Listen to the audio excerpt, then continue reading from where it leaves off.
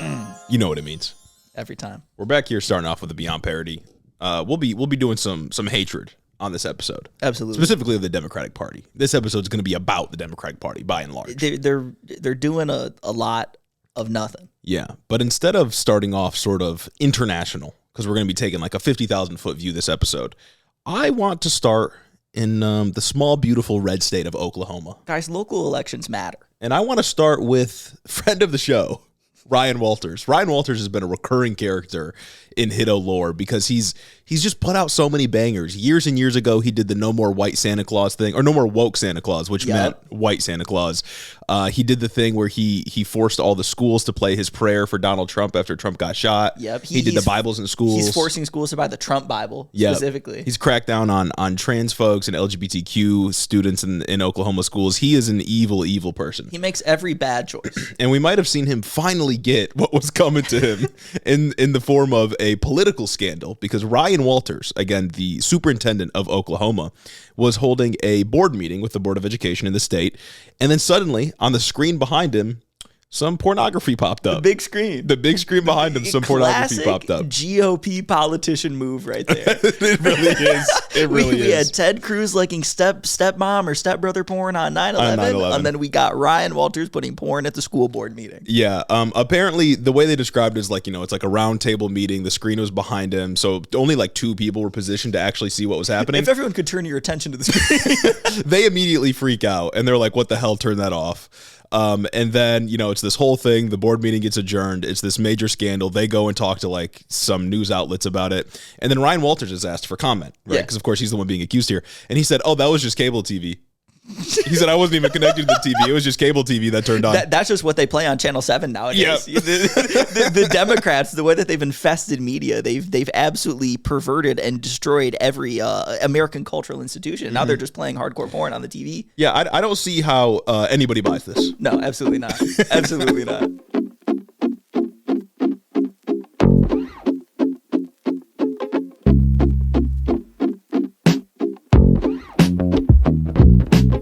Welcome back to the show, everybody. Yes. It's Thursday, July 31st. And we're bringing you lots of news. Lots of news that I didn't expect to come out, but lots of news I was excited to see, in the sense that the people I don't like got shit on. Yeah, there's a lot of bad things going on, but in the midst of that, I was absolutely smiling. Personally satisfied. With some stuff that had transpired this week. Absolutely. So today we'll be talking about that Slotkin interview that a Hiddo had actually sent to us. So Crystal Ball, who we'll talk about, she was the one that mostly conducted this interview on Israel for Elissa Slotkin, our senator, of course. She posted on Twitter, like, here's a clip of me talking to Elissa Slotkin about her support for Israel. 45 minutes later, a Hiddo head's already tagged us. Already. So shout out you for letting me know so that I could get on the wave. And now we're going to hate on her this episode. They know we don't rock with Slotkin. We are just in touch with the community. We'll also be talking a little bit about Antony Blinken. Another enemy of the Head in the Office podcast. We'll talk about some votes that are coming up in the Senate, or a few votes that already happened. A vote that already happened in the Senate. And we got to do a little roundup on some of the bad things that the Trump administration is doing. Yeah, that aren't necessarily bad enough to break through the, famine everyone's talking about. Yeah. So tons of bad stuff that's going on this week, and we will get to it all this episode. But first, I'm gonna beg. I'm gonna plead. Yes. I'm going to grovel and ask you to become a patron over on patreon.com/headintheoffice. Guys, it's not just for us. It's for you, too. You can get cool stickers if we meet our goal, and you can already get a postcard immediately. Well, not immediately upon sign up, probably about 2 months after sign up if you sign up right now. Yeah, real talk. But yeah, go ahead and become a patron, early access to all of our stuff.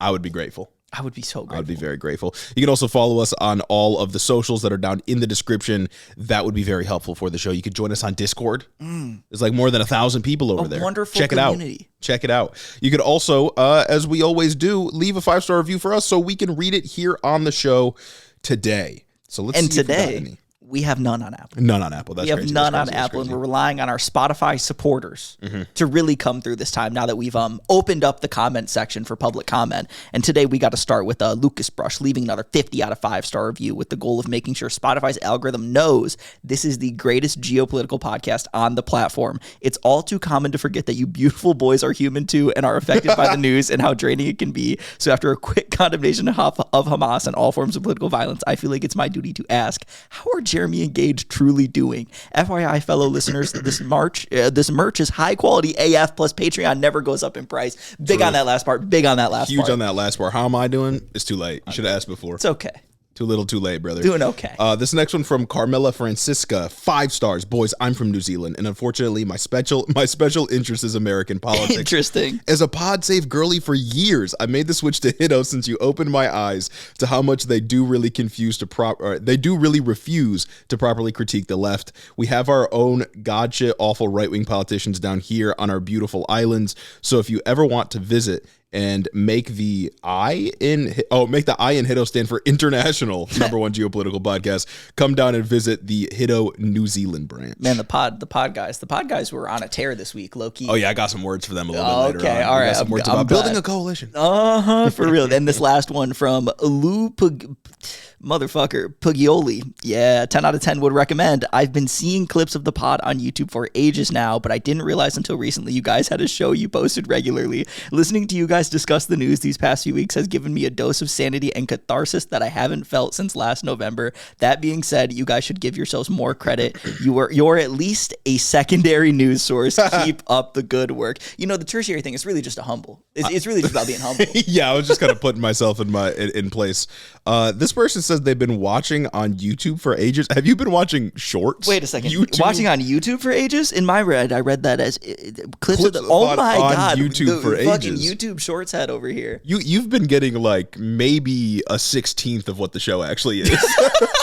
We don't post nearly all of the clips that we produce onto YouTube Shorts because I hate crazy. We probably get about 5-6 minutes of content out from the episode every week. Yeah. From the 3 hours of content that we put out, like long form. And there's maybe like one short that goes up on YouTube. It's degrading posting YouTube shorts. And it's like the workflow is completely different for YouTube. It's just not nicely integrated. So it's just a whole thing. But welcome to the full show. Welcome to the full show. You know, there was also somebody that commented on our TikTok last week that was like, I didn't know you guys had a pot or something about like, this is what you guys look like. How did you discover us? Yeah, I don't know. Did you discover us like through your Spotify algorithm feeding us to you, or like Pocket Casts, since I'm now aware that that's a platform that a lot of you guys listen on, or like Apple? I suppose maybe like a friend could have showed them or something like that. There are a lot of Hiddo heads that share the many gospel. such cases. Many such cases, exactly. It's always surprising when we get a comment like that. But thank you for those reviews on Spotify. Again, we're making use of features nowadays. Also, let us know if you find us on Spotify through a clip that's recommended to you. Oh, big on that. On the Spotify podcast tab, because I'm interested to see. I do think it's helping with exposure. We're a bunch of feature fanatics around here, and we just need to get proper analytics. It's an age of growth. It's the dark ages, but it's also an age of growth for Hiddo over here. So exactly. We're just we're trying to figure out what's going on. Trying to endure through these tough times. With that, I think it's time to get into the news. It is. It's time to talk about geopolitics, specifically geopolitics coming domestic. Mm-hmm. And we've got some words a little bit later on about like actual legislation that was in the works. But first, I want to start off with the discourse. I want to do rhetoric. We have to do rhetoric. That's what we do on this show. We love talking about things. Yeah. Last week, we covered many of the stunning reversals from a lot of Democrats and liberal folks that they switched up on Gaza in the face of this policy of starvation that Israel has been engaging in. And our point was like, well, this has been happening. Mm-hmm. This isn't necessarily new. I don't really see a distinction between like intentionally starving people and intentionally dropping 2,000-pound dumb bombs on people. No, literally. And it's also the fact that like, it doesn't seem like a lot of these people got mad at the starvation campaign until it actually starved people. Yeah. There is something crazy process there, because this did go on for 6 months explicitly, and really 2 years before that when aid dramatically fell off. And it took you actually watching kids die of literal malnutrition to be like, maybe starving is bad. Yeah, Netanyahu stopped allowing aid trucks in March. Yeah. And that didn't change until beginning of June, end of May, or something like that? There was 3 months where nothing got in. Yeah, I feel like that would have been the time to say something if that's what you're concerned about, like starvation specifically. But also, like, they've been leveling hospitals and food pantries. They kicked out the UN. Like, where was the concern then? Yes. But like, look, okay, fine. I'm glad they're in the tent now. People are switching up now. People are, if not changing their minds, then at least expressing some sort of dismay or disagreement with what Israel's doing. And it's like, I'm not here to grandstand about it. I fully welcome them into whatever this is. I fuck with more people opposing genocide. You know what I'm saying? But I do think that is interesting watching when the switch up happened and trying to think about why that switch up happened. Yeah, and like you said, like I'm interested in having more people come onto the side of wanting to prevent genocide, but the issue is that a lot of people that are seemingly worried or frustrated with the starvation stuff, it seems like a lot of them don't actually think it's a genocide, and that's kind of the problem. Yeah, and that kind of brings us into this Slotkin interview with Crystal Ball. Brings us right into the Slotkin interview. So on Tuesday, or at least it was released on Tuesday, but Slotkin went on the YouTube show Breaking Points with Crystal Ball and Sauger. Just an aside before we get into this, because we do have a clip to watch. Genuinely fantastic interview from Crystal Ball. No, she did great. That was everything that I ever would have wanted to see from somebody interviewing, especially like Slotkin. I don't know why journalists don't do this. Yeah. Like, why are YouTubers doing a better job than journalists at grilling a senator on controversies for foreign policy? And like not letting them get away with it. Yeah. Oh, man. We used to have people that like went after it like Crystal Ball did here. And it's just, it's sad that this is such like a rarity to see, but I am glad that it was my senator that got grilled here. Yes. Because she deserves it. No, 100%. I feel vindicated in hating her. Yeah. In not liking her, in being ashamed that I had to vote for her. Right. So Slotkin got grilled on basically every question, specifically on like, they talked about Zoran a little bit, they talked about Trump a little bit, then most of it was about Israel. And we gotta take a look at one of these clips here. I don't want to play the whole thing, because if you want to watch the whole thing, then you can just go and please. Find I it would on your implore you to watch the whole thing, dude. I was literally kicking my feet. I was smiling. I haven't smiled like that in so long. Something about Since it, like Biden dropped out. Literally, I knew that it was going to be bad because like I had seen it, like the discourse on Twitter, people talking about how she got grilled, but like usually I thought it was just going to be a couple hard questions here and there, and maybe she wouldn't get away with something.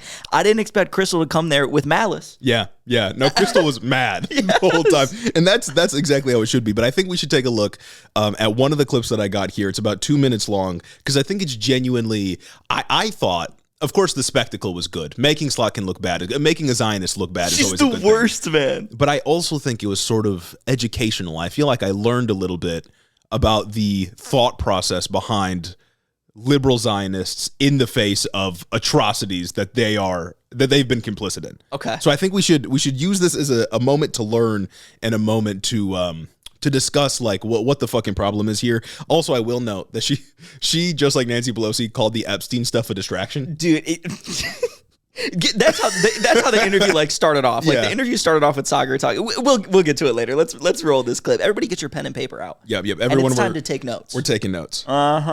Like, what responsibility does a United States senator have to prevent genocide and to stop genocide that we see ongoing? We have a responsibility up till today to ensure that food is getting in. Is it so a that genocide? People don't starve.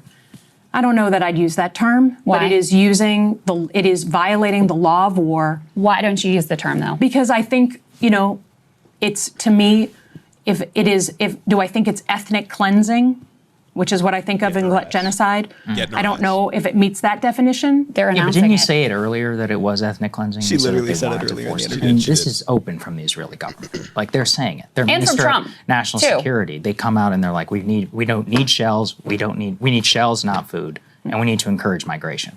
Look, they're saying you're not going to get me to Yeah. support what the Israeli government is saying right now. I think the point I was trying to make is it's not just about, like, we have relationships with nations over time, regardless of who their leaders are. We have really tough moments. We have easier moments. But that doesn't, so I'm not willing to say that, like, I hate everything ever. Sure, into but so the future. even if you accept that they're committing a genocide, you still wouldn't cut off their aid? I think that defensive aid and offensive aid are different things, and I think at this point, So what if they're Nazi doing Germany, every single day, if Nazi Germany said we want defensive aid, I mean, it's just you have to see where they're all weapons that are being shipped. In another context, the weapons that they're using right now, I mean, to be honest, if you look at what's happening on the ground, the military part of this conflict is, for the most part, over. That's crazy. What they That are is a doing, crazy thing to say. What They they are are so doing dropping every bombs. single day Senator, is around aid, and they are hurting They have people around the slaughtered over delivery of 1,000 aid. people who were starving people just trying to get aid. That is I not know you high, know this. That's not high intensity bombs. That's not the weapons that that we were talking about 2 years ago. It's just not. I'm sorry. Every single day, the military reports that I read, they are traditional. Like, this is a military that has a bad strategy. It is not the bombs that we were seeing 2 years ago. It's not a military that has a bad strategy. The strategy is forced starvation and ethnic cleansing. That's their strategy, and they're accomplishing it very effectively. She also goes on to like refuse to say that she would ever vote against offensive weapons to Israel. Mm-hmm. She does a whole bunch in here. I just looked it up right now. She's talking about reading reports every day. The stuff is just on the ground.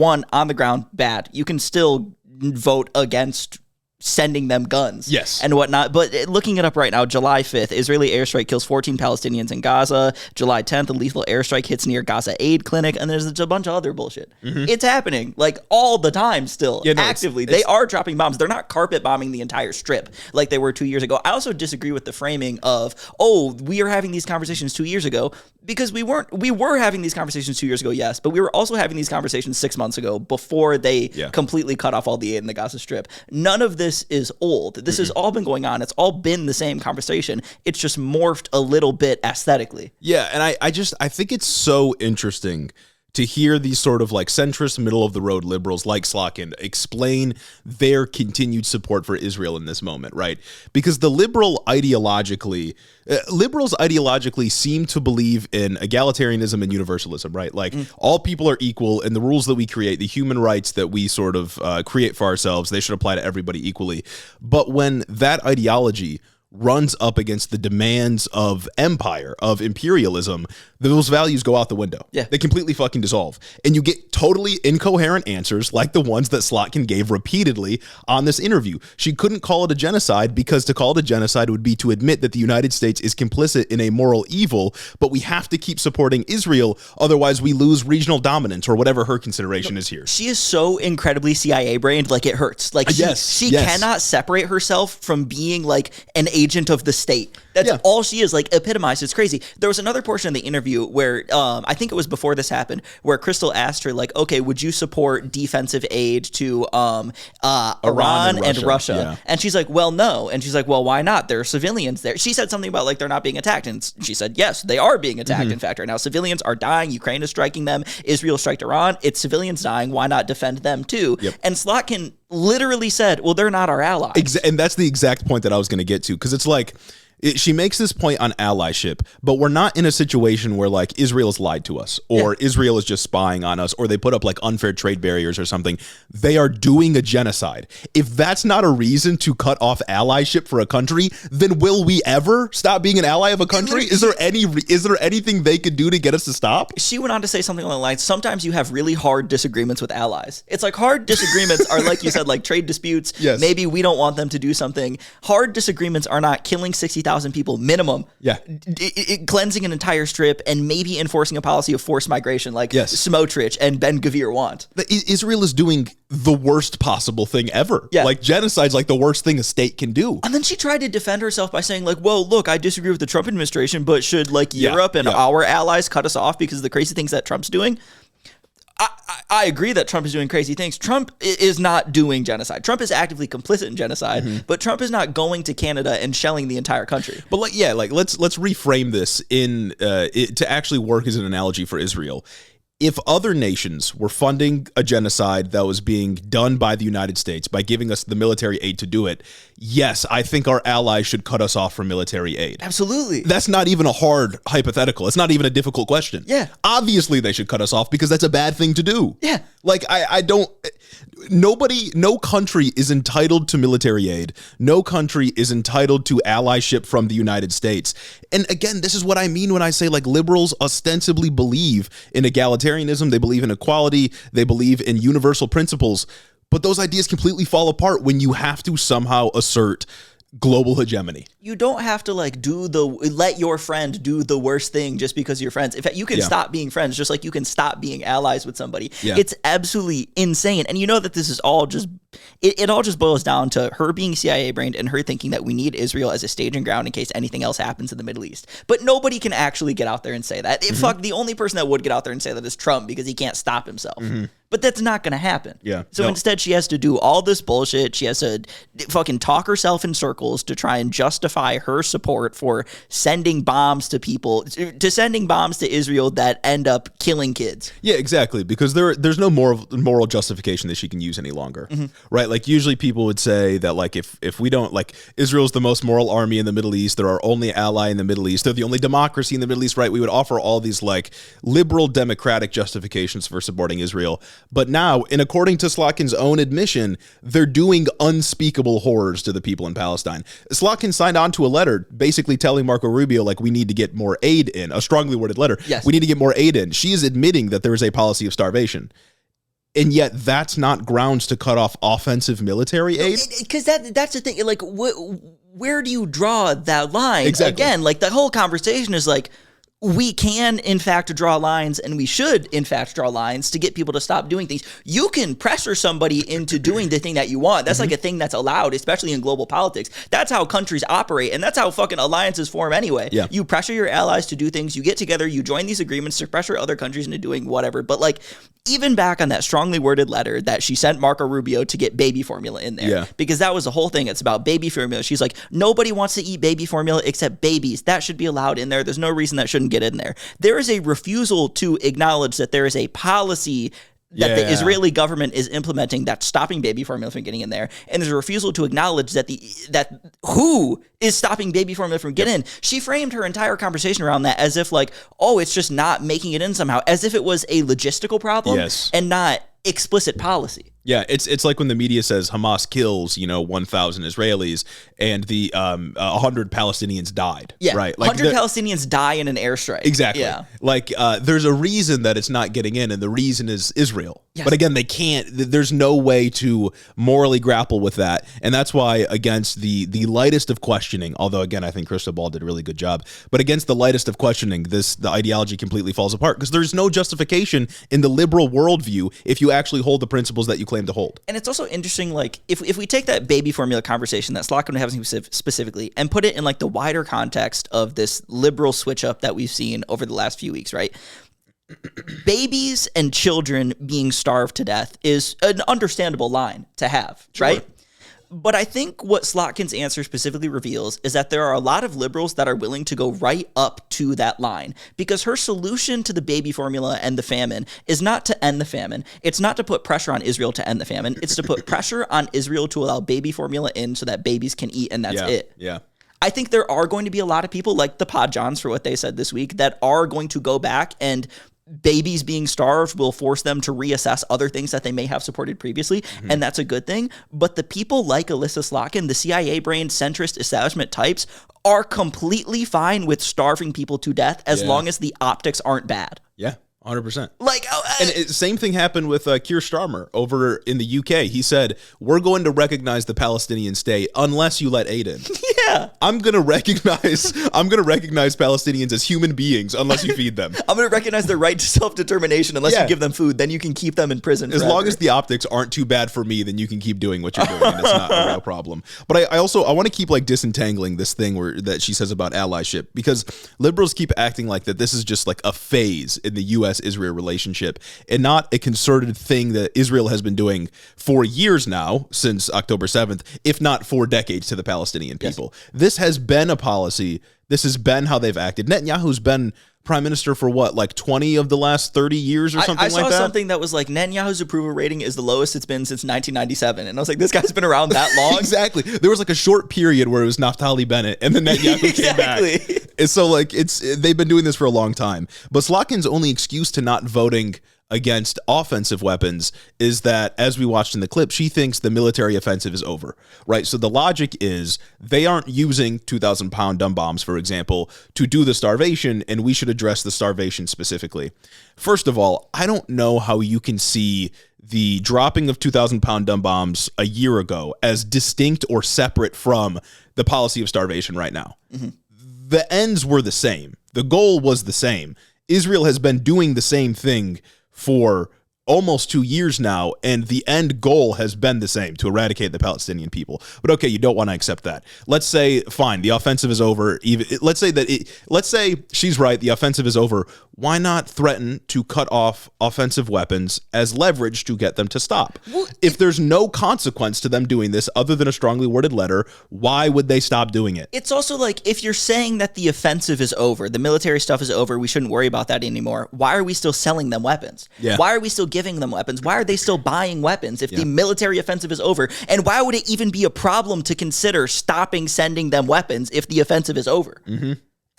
You're supposed to want to exert any bit of pressure that you can. There was also another point in the interview where, again, she's so CIA-brained, it's painful to listen to, where she says, oh, the starvation is bad strategy.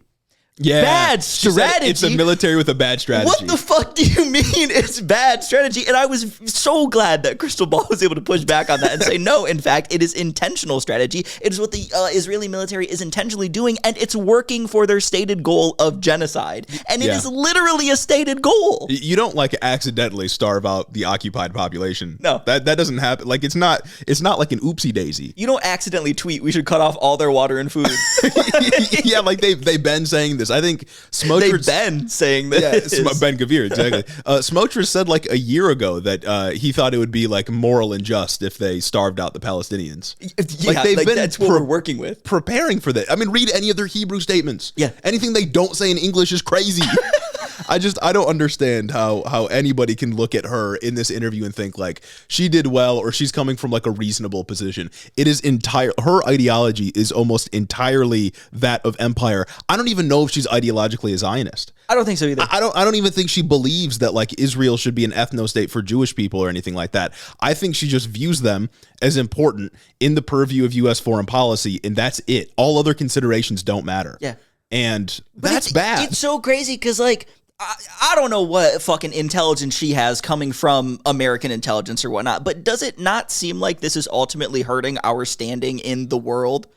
Yeah. We have constantly aligned ourselves with Israel, a pariah state that the rest of the world has come out and condemned. We're constantly vetoing resolutions that would enforce a ceasefire or stop anything or really do anything good when it comes to what's happening. We're isolating ourselves from all our allies in many ways. And also, just back to allyship, can you not like stop being allies with somebody for a little bit while they're doing something bad and then come back later? Can you not put a condition on your friendship? Yeah, I mean, we had connections to Germany before they started going to war with other people in Europe. Now we have connections with Germany again. Yeah. See how that works? It's not like these things are one and done. Once you break an allyship with somebody, you can get it back. Yeah, it's not the end of the world. It doesn't make sense for there to be just like unconditional support to a country. We don't treat any other country this way. No. There's no goddamn way we would treat any other country this way, especially Israel. Israel's a fucking proxy state for us. Yeah. They are a military staging ground who has developed, or since the beginning, has had their own colonial ambitions. And in this point right now, we're doing nothing to hold them back. And that's the scenario that we're in. And people like Slotkin can't even. Oh my god, man, she's so awful, man. I can't express how geeked I was to see somebody actually push back at her. Yeah, because like we do it here, but we do it in a way where she releases a statement or she has a speech, and I yell about it on a podcast, and she doesn't hear it. Yeah, or at least she most likely doesn't hear it. You know what I'm saying?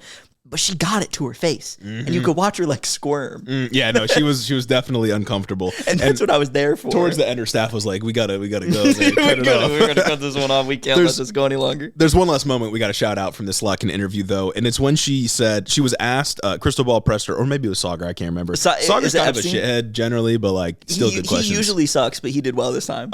One of them asked her if AIPAC should register as a foreign lobby, and she said, "I don't know." I wonder why she doesn't know. I wonder if there's any financial or imperial incentives for her not knowing what the answer should be. Yeah, she said, I don't know. Sauger's like, that's kind of a cop-out answer, isn't it? And she's like, well, it's like a really complicated, I've had tough conversations with my friends over there and blah, blah, blah. And then Crystal said, like, something about the lines of like her taking money from AIPAC. Yeah. And she's like, I've never been endorsed by AIPAC. If you're taking money from AIPAC, is taking money from somebody not implicitly accepting their endorsement? Is giving money to somebody not implicitly an endorsement? Yes, maybe AIPAC hasn't gone out explicitly on their social media or released a press release that said, we want Elissa Slotkin to win the Michigan Senate race against Mike Rogers. Right. But they gave her money, which says that they are accepting of her should she win, and that they'd be fine with her if she ran. We can go back to we can go right now to the current Michigan primary that's happening right now. I don't think Haley Stevens has gotten any AIPAC money yet, but she has gotten AIPAC money in the past. She's got millions before. She's got millions of money from AIPAC in the past. She most likely will get money from AIPAC as this race starts to heat up. Yep. Abdul El Sayed is not going to get money from AIPAC. One, because he doesn't take like PAC money, and two, because they would never. He does not fuck with genocide. He doesn't fuck with genocide, rightfully so. So they would never do that. Which one is AIPAC endorsing? Yeah. Even if they never say, get out there and vote for Haley Stevens over Mallory Murrow or Abdul El Sayed, they're endorsing Haley Stevens. Yeah, not to talk about like the super PAC money that AIPAC will flood any race that they think they can like tilt the balance. And I mean, that's what happened in 2022 with Haley Stevens' race against Andy Levin here in Michigan. Andy Levin outspoken against Israel, outspoken against Zionism, and AIPAC flooded millions of dollars into a House race, and Haley Stevens won because of it. And Haley Stevens knows that. Elissa Slotkin knows the dynamic. Sure, like you said, maybe she hasn't been directly endorsed, but you've received money in the past. And I was looking at her 2024 numbers. She didn't even really receive that much in 2024 from AIPAC specifically, not the PAC or the members. She's just doing this for the love of the game. She's running defense for the Israel lobby purely for the love of the game because she understands what it means for U.S. hegemony, and that's her only consideration. It's like, that's got to be like the easiest question they asked her like the whole time, Loki. Like, I had never considered it, admittedly, but like, why is AIPAC not a foreign lobby? I don't get it. Yeah. I don't get it. Yeah, and for those that don't know, if it's a foreign lobby, it comes with like greater disclosure and stuff like that. Like there's more regulations on foreign lobbies compared to like if Coca-Cola makes a PAC or something like that. You know what I mean? Yeah. Fucked up, man. But at the end of the day, look, when push comes to shove, the liberal belief in equality and universal principles sort of just falls apart, or it sort of just acts as a pretense for legitimizing their complete disregard for human life abroad. And that's a real shame. And that was obviously like the meat of the Slotkin interview, right? Is her answers on Gaza. But man, everything else she was getting grilled on too. She got grilled on Zoran. Yeah, she did. When Crystal asked her whether or not Chuck Schumer and Hakeem Jeffries, representatives from New York, should endorse Zoran because he won the primary, she would not give an answer. Yeah. She just said, in Michigan, I wouldn't do that in a primary because we're all friends here. And just constantly did everything that she could to try and misrepresent the question or play dumb to avoid answering whether or not Chuck Schumer and Hakeem Jeffries should endorse Zoran. Yeah. The answer is yes. Yeah. The answer is yes. And then she fucking pressed her on that too, getting her on the like vote blue no matter who bullshit. She's like, if AOC didn't endorse whatever centrist won in anything in the next race, you would be upset about that. Why are you not upset about this right now? Yeah. And then Elissa Slotkin still went and said something along the lines of building these coalitions. It's a numbers game, blah, blah, blah. Yes. But I don't know. I'm not from New York. I just know I'll endorse whoever wins in Michigan. You're aware of what Zoran's doing. You know what he's about. What's happening. There's not a single person that follows politics that doesn't know what's happening with Zoran in the NYC mayoral race. And there's not a Democrat, there's not an establishment centrist Democrat that is alive right now that is not scared shitless of what that means. Yeah. And has not been looking at the polling. There's not a consultant that hasn't been going around, running around, trying and, I don't know, fucking dissuading the party from doing anything progressive to hurt their paychecks. I mean, she probably knows that the CIA is plotting to kill him. Like, real talk, she probably knows if there's a plot to kill him. Yeah, probably. Don't fuck around with me, man. She's got those connects, man. And speaking of those fucking connects, she got pressed on Epstein, too. Yeah, she did. She got pressed on Epstein, too, and didn't have anything meaningful to say. She said it was a distraction. She said it was a distraction. And her specific excuse was like, when he first got arrested, or when he got arrested in 2019, she thought he was just like, rich guy doing something scandalous. Yeah. It's like, she's like, it happens every 6 months. Not like this. Not like this. This is an exception. This is endured, actually. Yeah, rich guys do bad things all the time and it gets in the news. Yeah. Not the most prolific bad thing, like in modern history. Yeah. I don't know about that one, man. She's like, Michiganders, just 80% of my constituents don't care about like Gaza or this. They just care about like the kitchen table issues.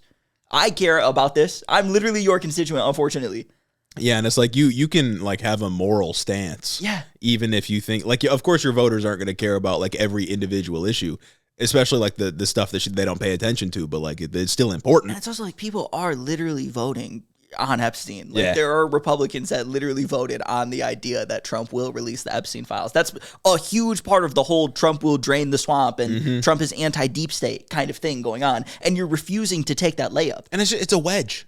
And I just don't understand like her position. It seems like she's being propped up as this person, as this like next generation of Democratic leadership. She is literally being propped up as the next generation of Democratic leadership, being described as a rising star from Chuck Schumer, being able to give the response to the State of the Union address earlier this year. But it's like, she's like genuinely a blue dog. Yeah. Like, not in the way that we said we were during the election, just because we got to have good things happen versus the most bad thing happen. But, like, she genuinely rides for centrism. And it seems like she's taking some lessons about being more aggressive and doing more things online and reaching out to more people. But she's only taking the aesthetics of it. She wants to be aggressive in her messaging, like progressives have successfully been successful in their messaging, like Zoran. Yeah. But she doesn't want to endorse or adopt any of the content that they've been successful in getting people to fuck with. She wants it's like she wants to be able to do populist rhetoric without having populist policies. Yeah.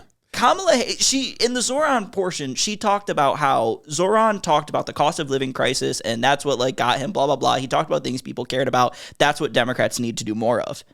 And it's like, that kind of falls flat without the broader considerations of why he won and him being a socialist and open socialist and doing all of these cool things. When you look at the 2024 campaign and you see that Kamala Harris did go out there and talk about cost of living. Kamala Harris did go out there and talk about first-time home buyers and giving a $20,000 down payment assistance or whatever the fuck she wanted to do and doing all of these things. But the policies weren't exciting to people. No. They were very focus grouped. They were very they weren't means tested, but they have the essence of means tested policies. Yeah. They were the most neoliberal whack bullshit. You can literally anyone can go out there and say they're worried about the cost of living crisis. Things are too expensive for Americans. And literally every politician does go out there and everybody do that. says that. Trump did it. Fucking Mike Rogers does it. Kamala Harris did it. Tim Walz does it. Zoran Mamdani does it. Yeah. But what is different about these people is they all have different prescriptions for what happens. And voters can see that. It's not enough to just appeal to the crisis that's happening. You have to give people something to believe in. And when you are an Elissa Slotkin, when you are a centrist type, when you are this establishment Democrat figure, and you get out there and you push the same old bullshit, but with like landlord type paint over it, people are going to see right through it. They're going to see that you painted over the chip in the wall. Yeah, it's the landlord special. Exactly. And like, there's a reason the band is called Rage Against the Machine, not Rage in Favor of the Machine. Yes. Because it's like, what would it even mean to be like aggressive and, I don't know, feisty in favor of the status quo with a little bit of changes? Yes. And that just doesn't excite anybody, especially when we're talking about Israel and your position on it. I'm not going to say it's like a purity test thing, but it like delegitimizes all your other positions if you can't clearly say this is bad on the whole. No, because like, what do you believe in? If you can't get out there and say that genocide is bad, what can I believe that you think is bad or good? Yeah. Because you can't believe in anything. It's literally a question of moral clarity. Yeah. It's a very, very basic question, and a lot of Democrats fail. Oh, yeah. A lot of Democrats fail. The last thing I wanted to talk about, because I said I would get to the pod save guys in this episode, their response to Slotkin and a bunch of other Democrats like Cory Booker and a few others, and even just like people outside of Congress online, sort of changing their tune about Israel given the policy of starvation or the active starvation that's happening. Their response was basically like, we should build a coalition with these people so that we can address the immediate need. First of all, I don't disagree that if we can immediately stop starvation, that's a good thing, right? Like, that's a thing that we should pursue. And sure, if that means that I gotta say, like, all right, Cory Booker, let's get this done. All right, Slotkin, let's get this done. Fine, whatever. You know, and I'll say that they were a part of that effort. But the problem is, long term, when we talk about building a coalition, the people that are sort of switching up now, a lot of them were complicit in genocide this entire time. Yes. It's not the case that they were just like on the sidelines not saying anything. They, like Cory Booker, Slotkin, they were voting for offensive aid that was killing thousands and thousands of innocent Palestinians. They weren't just observers on the sidelines that didn't have the courage to speak up until now. They were participating. And it's like, it's not a purity testing thing. Like, it really isn't. One, because like the stakes are low-key way too high. And also, like I said earlier, there are a lot of people that we're seeing that are only willing to oppose Israel when it comes to the most aesthetically evil thing that Israel can do, starving babies. And then as soon as that stops, if it does ever stop, they will go right back to the status quo of supporting whatever is happening.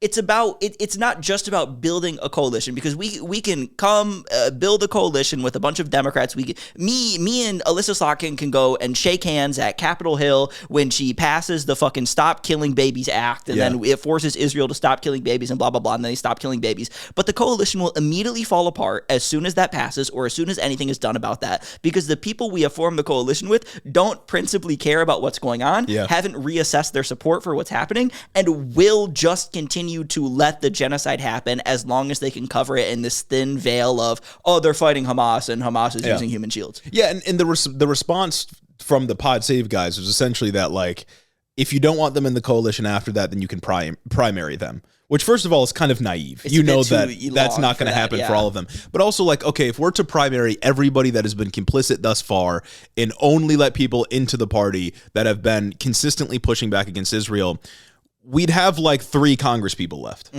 Because the vast majority of them have voted at some point for offensive aid to Israel, and a lot of them have supported Israel up until this point.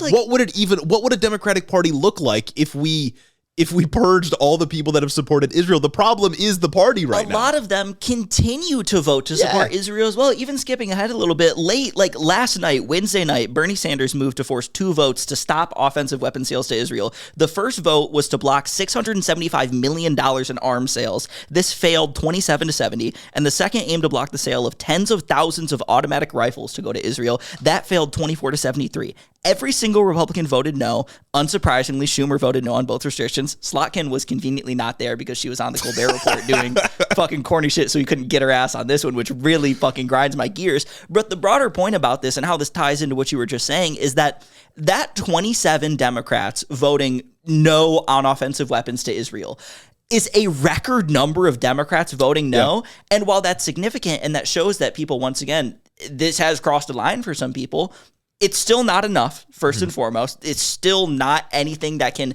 materially change the genocide that's happening. And beyond that, it's just like, we're just not there. Yeah. We can't do anything. And I struggle to figure out who this vote is even for. There's a deep rot within the party that it consists of, again, this desire to maintain U.S. global hegemony and this desire to not shake up the status quo too much, lest it, make the donors angry. Yes. We can look back to a previous conflict to get a sort of analog for this. The Iraq War, a lot of people, most people voted in favor of the Iraq War. They were in favor of the Iraq War for years until it got to a tipping point where people were like, well, okay, maybe we shouldn't be in Iraq anymore. The people that were in the Democratic Party, like Joe Biden, that were in support of the Iraq War, paid no consequence. And look where we are now. Yeah. If people aren't held accountable in some way outside of just like attempting to primary them, then it's not going to result in any real change for the Democratic Party. And it's like, you mean to tell me that it's like, it's a significant milestone. It is genuinely like a new record within this conflict for just over half the caucus to vote no on sending weapons to Israel. What the fuck is going on? There was a vote earlier this year that I think got 18 Democrats to side on, and a vote late last year that got 13 Democrats to side on. That's insane. Yeah. How have we gotten to this point, dude? And I say, like, who is this vote even for? Like, who is this breakdown of the vote even for? Why are there still like 20-something Democrats that are refusing to deny weapons to Israel when they're starving babies? A new Gallup poll showed that broadly, American support for Israel's military actions have reached an all-time low with 32% approval. Broadly. Amongst Democrats, it's only 8%. That's insane. 8% of Democrats support what's going on right now, yet just under half the caucus is super cool with it. These people are not representing us. No. These people are not listening to their constituents. They're only listening to, in some cases, the money that flows in from AIPAC, and in some cases, just genuine ideological rot when it comes to them being Zionists, or they're too CIA pilled like Elissa Slotkin. And I think that explains all of it. Yeah. Just about is like they're either getting a bunch of money, they either genuinely fuck with the idea of Zionism like Joe Biden did, or like Slotkin, they are CIA brained. We've covered the bases. CIA, like Slotkin's essentially just Henry Kissinger at this point. like what is the meaningful difference here between Kissinger dropping like landmines on Laos and that blowing up babies for like on Christmas, right? On Christmas, exactly. And then Slotkin supporting this and pretending that like, oh, I'm not morally in favor of it, but I'm going to keep voting for this stuff. Yeah. Like, well, I don't see the difference here, they're man. our friends. Yeah, if friends let friends fucking kill people. But that's Slotkin. That's Slotkin. Can't stand you. Never will. Have a feeling she's going to be around for a while. Like unfortunately, she's going to be around for a while. She is like a smart person, you know? Like she's not dumb. Oh yeah, she's intelligent. But she's a force for evil. I was going to say she just uses her talents for evil. That's all it is.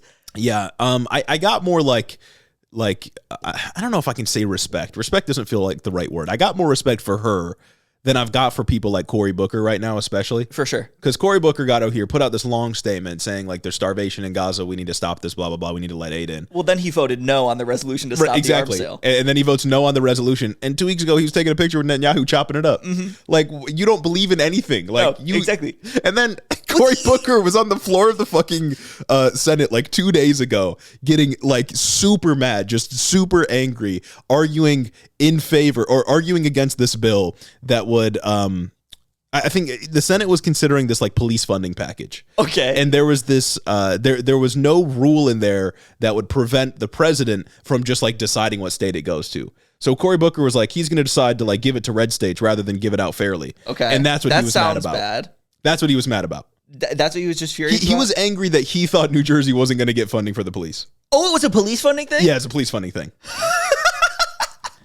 Like, that's what he was doing outrage about, was about police funding. We can release a strongly worded letter about Gaza, but when it comes to police funding, that's where I draw the line. He wasn't angry about the police funding. He was angry that it would go to red states. Yes, yeah. He was angry that his state wasn't going to get the more police funding. He wasn't making the argument that at this time we should not be militarizing our police forces. He was saying, why can't New Jersey get some?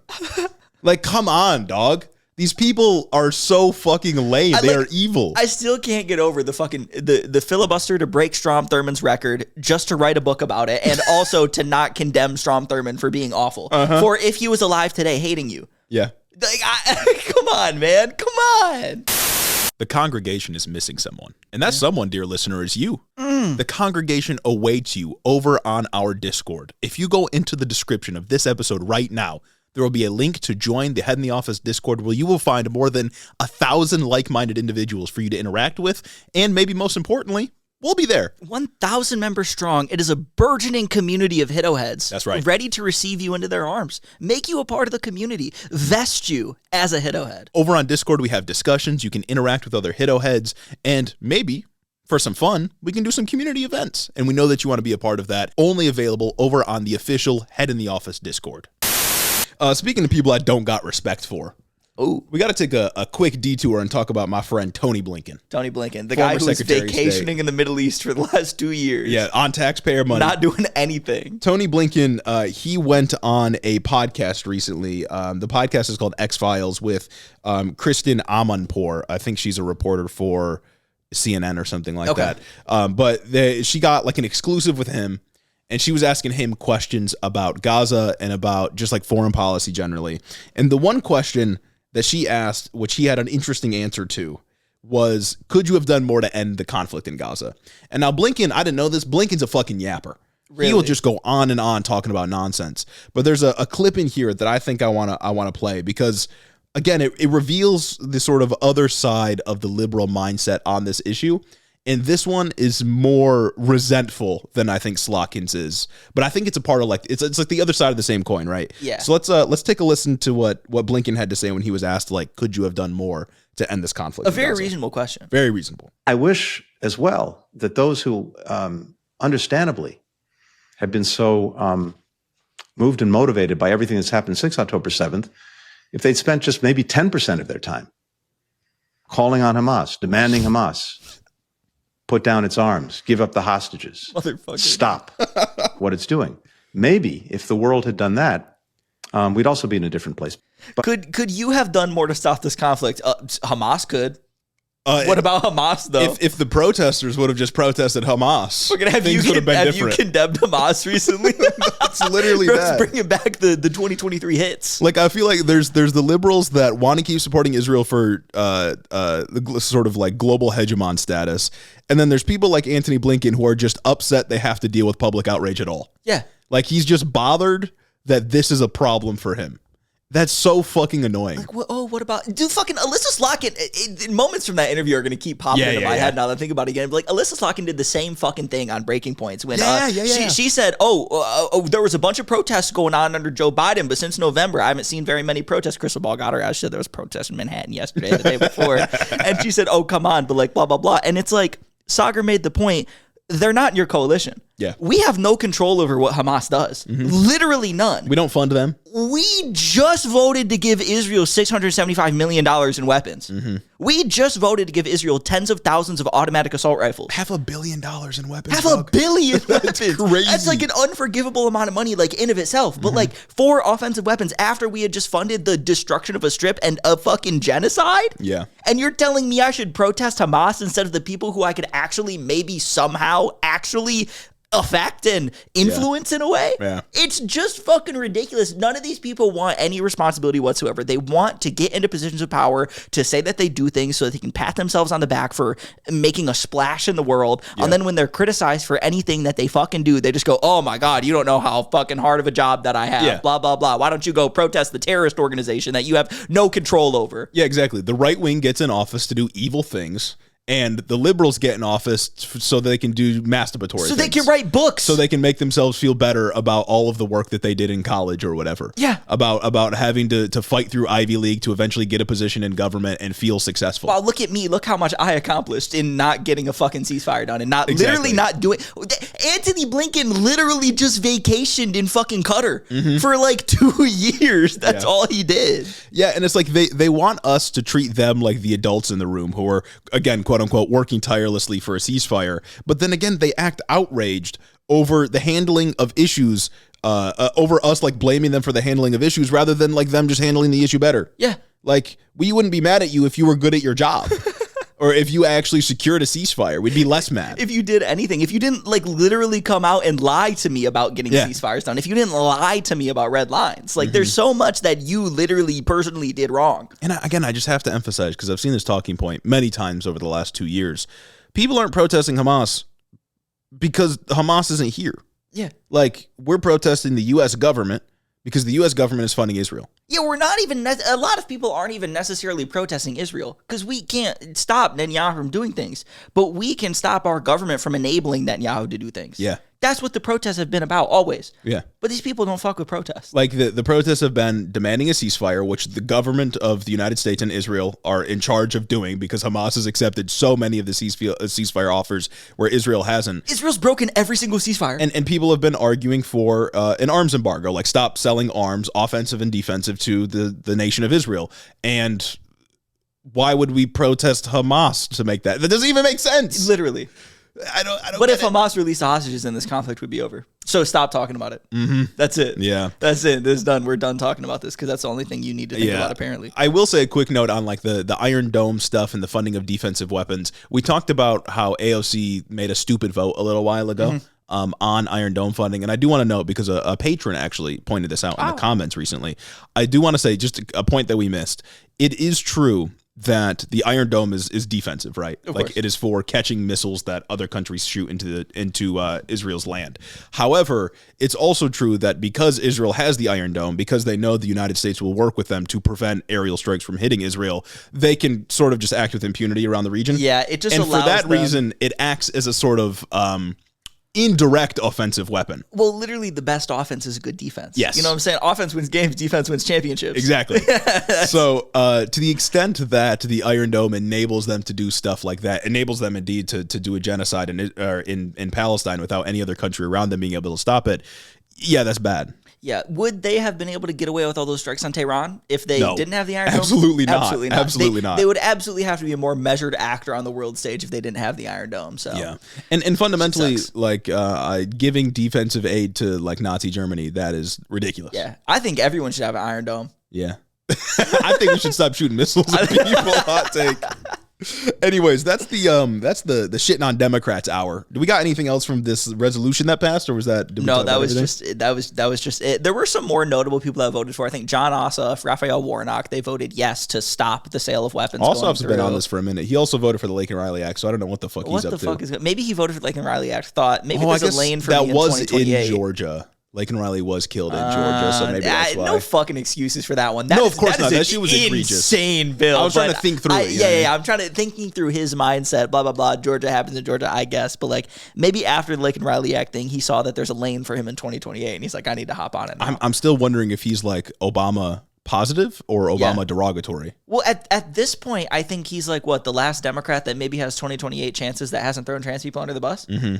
My God, we'll get to Which Pete in a little bit. We'll talk about Pete Buttigieg later. Yeah. Well, I'm still waiting for Slotkin to kill those sacred cows, dog. Oh my God, I know. She said that she was gonna do that like 3 months ago. Wasn't there like a private thing where she said talk about like EV regulations or some shit like that? That's a sacred cow. Like, no, I know you were gonna say trans people, but yeah, she voted against something for California to hit their EV goals and like prevented them from that bill from passing or something like that. Wait a second. I can't remember what it was. Did she vote to take away California's ability to like have stricter climate car regulations? Yeah, there was like a mandate by 2035 or something. She voted was against a part it. of that. Wow, it. Interesting. That's but that's not like a lovely, sacred man. cow. That's just you like torpedoing the future. Literally. Not that like EVs are going to save us, but Jesus Christ, dog. I'm saying they'll stop me from dying quicker. Yeah, it'll slow things down. Fuck with that, actually. Oh my God, man. Yeah, that's absurd. That's absurd. No, that's geopolitics. John Office voted yes for it. Cory Booker notably voted against the aid. Chris Van Hollen voted yes. Chris Murphy voted yes. Chris Van Hollen has been cooking, dude. Two dudes. I think Chris Murphy's always been kind of progressive, but Van Hollen was just like a regular Democrat that didn't do much beforehand. And ever since the Kilmar Baker Garcia thing, he's been cool. Yeah, no, Chris Van Hollen's been cooking. He should replace Chuck Schumer. I don't know, man. I'm like pretty cynical about any of the hopefuls in 2028 for the presidency, but John Ossoff is someone to pay attention to, although I cannot forgive him for the Laken Riley Act because that shit sucks. Oh my God, yeah, no, I'm saying. But I do want, like, the Trump administration's already gone like well above and beyond what the law permits in terms of deportation. So I wonder if that act even matters anyway at this point. That's true. It's still a net bad, of course. You shouldn't have voted for it. Yeah, because the one of the bad parts, because there were like forgive me if I'm misremembering the details of the bill, but there were like two parts of it that were very bad. It was something about like attorney generals functionally being able to do like federal law or override federal law by suing the government for something. Forgive me, I can't remember the details on that. And then the other part was requiring mandatory detentions for any immigrant who was like accused of like shoplifting of a crime. Yeah. They're already doing that shit. Exactly. They're getting citizens too. They did not need that, man. And it's that Slotkin also voted for the Laken Riley Act. Yeah, she did. Man, that fucking sucks. Slotkin also voted for cloture on stopping the government shutdown. No, she didn't. She didn't? She voted against it. She was one of those that voted against it. Well, that's good, I guess. Never mind. Disregard that. Yeah, that was a Chuck Schumer move. Yeah. Chuck Schumer and a few others. Chuck Schumer and 10 other senators. I think. I know Fetterman was on there. Yeah. We'll see what the fuck happens with Slotkin, but rough. Real rough. Yeah, I get she has some bright spots. Not doing that. She also introduced, I think, legislation yesterday or 2 nights ago that would like ban corporate PAC money. Yeah, I was gonna include that in the show notes, but there was just like way too much other stuff going on. Maybe we'll cover it next week because that has a lot to do with like Citizens United and shit. Yeah, which it's like that's cool, and it's one moment, if we're gonna have a brief aside, that vindicates me in still thinking yes, it is good to vote blue no matter who, because Mike Rogers would not have done that. And he would also be even worse on Gaza. Yeah. So I get my licks in when they're deserved. The issue, maybe we'll cover the bill itself more next week. It's not going to pass, obviously, because Republicans are evil. But the issue isn't just like corporate PACs being able to spend like $5,000, give it to a candidate or whatever. The issue is super PACs. Yes. Like that is what floods money into elections. And unless we overturn Citizens United, I don't see how we get rid of those. Yeah. And speaking of Citizens United, Ossoff has been saying Citizens United is one of the worst judicial decisions in recent history. Maybe he's pretty cool. So shout out Johnny Boy. Maybe he's the guy now. We'll see. We'll freaking There's see no one good in this primary. There's nobody good shaping up for this fucking primary, man. I swear. I digress. We got to do a little follow-up. Well, I guess not necessarily a follow-up on the story we talked about last week about AI and was it Memphis, Tennessee? Memphis, Tennessee, yeah. But more so a follow-up on AI in general and the awful things that it's done to people. Like I said, people seem to fuck with the take last week. Exactly. Like we talked about last week about how the AI is not only like corny, annoying, and sometimes downright evil, stealing from artists, stealing from your mind, stealing from your critical thinking capacity, robbing you of your neuroplasticity in ways that, in the many ways that people want to use it. Grok, is this true? It's also becoming a massive culprit in environmental racism. Yep. That's what we talked about. And that's obviously bad, right? I don't rock with environmental racism in any capacity, but it just keeps getting worse, right? This week, I think ABC News reported and a couple outlets reported that just AI, other than draining your mind, body, and soul, is also draining your wallet. And particularly when it comes to electricity bills. Electricity is up upwards of 20% this summer on a lot of people's bills, like across the country. In Ohio, I think it's up between like 10 and 15%. I can attest to that. Strictly because of AI data centers. Oh, maybe I can't attest to that. Yeah. That's crazy. Yeah. No, it's nuts. Massive data centers that power things like Grok AI consume huge amounts of electricity, and electrical grid operators like PMJ Interconnection are struggling to meet new electrical demands as they're already backed up on getting more power plants and whatnot, and two, just the need came so fast and so hard that grids are overwhelmed. And every year, PMJ services 13 states. It services like Ohio, Pennsylvania, DC, and a couple other places. I don't think it's Michigan, but there are companies that manage the grid all over the place. Grid needs to be managed and whatnot. They hold an auction every year that sells capacity to the utility companies that you pay your electric bill to. So they're like kind of like they store all this electricity so that during peak hours and peak consumption times, your utilities will have enough to cover everything so nobody experiences outages. Because of the massive demand that like these AI data centers and data centers in general are putting on the power grid, fucking the auction price went up 830%. Oh my God. 830% in 1 year. And this year it just went up again. And because there's a delay in you seeing those bills, we have to accept that additional cost as consumers. Yeah. All just so shitheads can say, Grok, is this true? Yes. Grok, draw me this picture. Just so that people can outsource their thinking and their art. Oh my so that they don't have to do anything that would enrich their soul anymore. I gotta remind you, there still isn't a fucking use case for any of this. No, and it's also what's the most crazy about this to me is it stems from the fact that we have to pay for it. Anybody who's tapped into the electrical grid, which is everybody, has to pay for these AI data centers to be able to run on the electrical grid. Yeah. They're socializing the costs of running AI just so that you can do nothing with it. Just so that you can have like a silly little feature on X that you use every once in a while when you don't want to think for yourself. Oh yeah, and my DTE users know that when surge pricing kicks in, that shit's a bitch. Exactly. Surge pricing sucks, man. Exactly. And there's literally nothing you can do about it. Like, it just is what it is. You just have to eat it. Don't use electricity. Even in consumers too, with like heating and whatnot, it's just, don't have the air on. Ever? Bitch, it's 95 degrees outside. What are you talking about? You want me to die? But is it not insane that like Microsoft, XAI, OpenAI, all of these AI companies, it's just kind of implicitly expected and people aren't honestly fucking rioting in the streets about the idea that we have to pay for the data centers that their operation runs on. Yeah. You're telling me I have to subsidize Microsoft's unprofitable business adventure? That one, it's unprofitable because all these AI companies are unprofitable, and two, it's just bad. Yeah. Well, and like we talked about with Memphis, Tennessee, like Grok or XAI or fucking whatever gets plugged into the grid, and even that's not enough. Yes. They need even more than that, which is what happened with the whole environmental racism story we talked about last week. The energy consumption is only going to go up for this shit because they're going to want to keep scaling up. Yeah. It's bad. It's just I fundamentally can't understand why it's okay that we are paying for this, that everyday people like you and me are paying for Microsoft to be able to do an unprofitable business venture. Yeah. That fucking sucks. And think about where it goes from here, right? Like, we're paying increased energy prices because all of these AI centers want to scale up and compete with each other. All so that AIs can be trained eventually just to take your fucking job. You're getting fucked every single imaginable way, all because the AI is being trained by private companies. It's not treated as a public utility. I would question if AI algorithms, the ones that are being developed and the use cases they have, which are zero right now, I would argue that like we don't even need them as public utilities to begin with. But the fact that they are privatized commodities that are being developed for private profit means that eventually the working class will be directly threatened by their existence. You are literally paying for your replacement.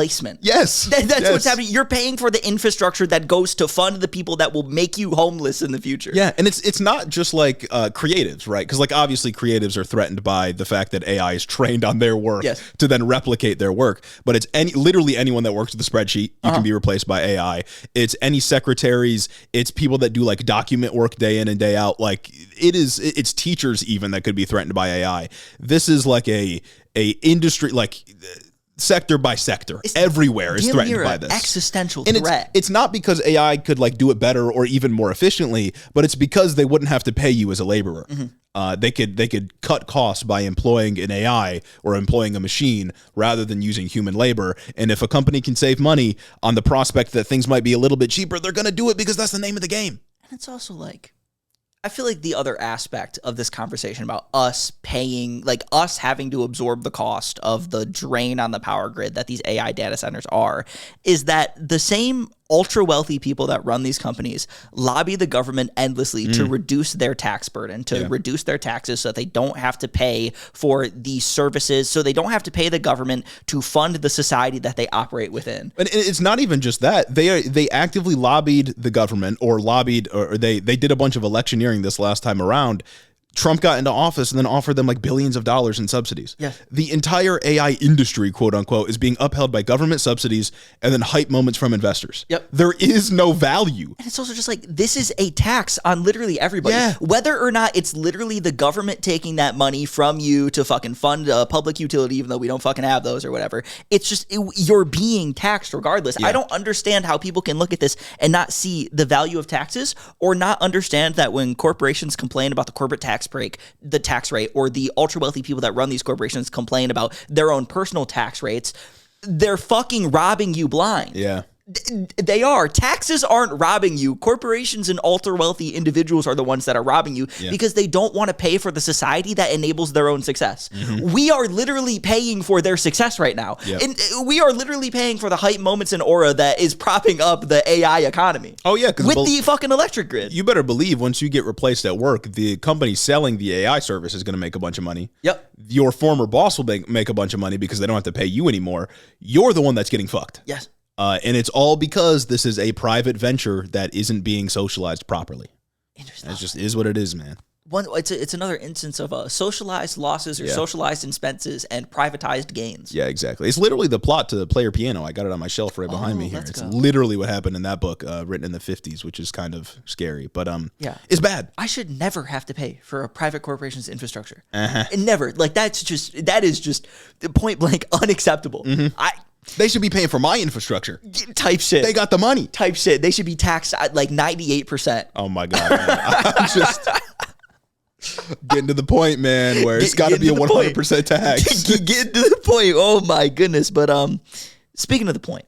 Speaking of points that we've passed, speaking of things that are bad, which is seemingly all we do these days. Yeah. That's the job. That's the job. I want to take some moments to talk about some of the bad things that have been going on that have kind of flown under the radar with like all of the other awful news that has permeated the media. Yeah, no, there's been like literally a ton of things going on. So much going on. They are flooding the zone. They really are flooding the zone. It's just the main things that broke through this week, I think, for most people is just like the Israel-Gaza stuff. Yeah, and justifiably. And there's still like some Epstein stuff looming around because Trump keeps saying weird shit. But for the most, like the other like evil procedural things that are happening have kind of flown under the radar. And we got to talk about a couple of them because there really are some standouts, right? So this week, the EPA just announced that it's considering walking back its findings that carbon dioxide and greenhouse gases are harmful to humans. Cool. Nice. Awesome. Nice. What do you mean walking back findings? You already found it. Yeah, no. We're lose it. Lose it. I'm Burn pretty the sure. study. I wouldn't be surprised if Trump or Lee Zeldin literally went to the EPA and said, lose that. And then they did, right? And this is just a direct shot at tailpipe regulations that dictate emission standards for cars. Of course. From NPR, quote, under the EPA's proposal, tailpipe rules about pollution that directly harms human health, such as particulates, would remain in place. So would requirements for labels about fuel economy. But all the regulations related to cutting greenhouse gas emissions from cars would be removed. In the proposal, the EPA lays out multiple arguments for eliminating the standards. First, if carbon dioxide is not, quote, air pollution, as traditionally understood, then EPA cannot regulate it. Alternatively, the agency says even if the EPA could regulate it, there's not a good reason to do so, in part based on a report from 5 scientists who reject the scientific consensus on climate change. Dude, 5 scientists. You can find 5 scientists who will say anything. 5! 1, 2, 3, 4, 5. 5 out of all of them. Like on your one hand, 5. Like how many fucking fingers you have, dog? Do you know how many fucking scientists are around? Yeah. You can find fine people in any field that will literally say anything. There are fucking doctors that go on the internet and say that grapes are bad for you because they have more sugar than fucking chocolate bars. But we don't take them seriously for like a real reason. It is settled science that carbon dioxide in the air contributes to global warming. Obviously, like it's dude. not only is it settled science, like with our understanding of chemistry, it's just basic chemistry. Especially when it comes to the ocean and fucking rising sea temperatures and rising seawater. Like it's just, we know this. Yeah. And you're telling me 5 scientists you paid to say something different, and now we're walking back the idea that carbon dioxide is harmful to human health? Here's an experiment you can do at home. Hold your breath. Like, hold your breath and let me know how it feels when that fucking carbon dioxide builds up in your lungs. Oh my God, dude. This is so beyond parody. This is fucking asinine, and I can't believe that they're gonna get away with this. I mean, in this, they're basically saying like the greenhouse effect isn't a real thing, right? Like that's what it is. You could also go and test, sit in a car after the windows have been up on a sunny day. Go sit in a hot car. Yeah, you'll know all about how the fucking heat gets trapped inside of a container. It's the same shit, fucking man. Stupid, man. It is going to genuinely, we're just over 6 months in to this administration. It is going to take so long to undo all of the stupid fucking bullshit that this administration is engaging in. It's going to take an administration just to look at the damage that was caused and figure out a plan to stop it. Yeah, I mean, we've been saying this on the immigration stuff with all the evil deportations and attacks on people just like working jobs and helping raise families and stuff like that. But like, saying that carbon dioxide is harmful, we're walking that back? Yeah. Like that's like a foundational idea. Like what do you, I'm dumbfounded. That's why you need to breathe out. It's like the most corrupt administration ever, dude. What the fuck? And it's like, what got me about this, other than it being like evil, right, is that Lee Zeldin announced this at a truck dealership. They're not even trying to hide who this is for. Like, this couldn't just be a memo. Bro had to pull up to a truck dealership, not a fucking car dealership, a truck dealership. I guarantee you this dude was probably standing in front of a bunch of oversized Ram 1500s, fucking just huffing whatever shit that they were putting out. Absurd. And people, absolutely absurd. People will look at this and be like, look, Trump is good for the auto workers unions and stuff like that. Auto workers breathe air. Did you know that? Did you know that auto workers also breathe air? We actually, in fact, we all breathe the same air. We all breathe the same air, and we all live on the same planet that's dying. Like, I can't. So many regulations in the law books were put in place because corporations did bad shit that killed people. Yeah. That is exactly what's happening here. We ruled that this was harmful because people were getting hurt because the air was being polluted. So we need some kind of standards. You could say those standards have been insufficient so far. I'd probably agree in many cases. Yes. But now we're going backwards. No, we're just walking going the wrong way. Honestly, it's not even for no reason. It's disingenuous to say for no fucking reason, because it is for a reason. It's just so that automakers can make more money. It is just so that a select few people at like Ford, Stellantis, and GM can continue to make even more money than God. That's all that this is for. With more disregard for the people they're hurting. And there should be so much disdain when you look on this administration, when you fucking understand that. They're gloating in front of you. They're announcing this at truck dealerships. Trucks suck. Yeah, it's like, oh, the oil company won't spill into the local lake because they're not supposed to. Yeah. Yes, they will. Oh, for sure. You have to force them to not do bad shit. Honestly, at this rate, they're probably not even not supposed to anymore. Yeah. Honestly, at this rate, we're just going to let them put shit in the river. It's water. It'll dilute. Yeah, they're not skirting regulations. I've never heard of parts per million before. Like, what the fuck, dude? The American Petroleum Institute welcomed this move on Tuesday because fucking, of course, American Petroleum, really, you're telling me that they would be against this? Welcomed this move on Tuesday, calling it, quote, a critical step towards restoring consumer choice.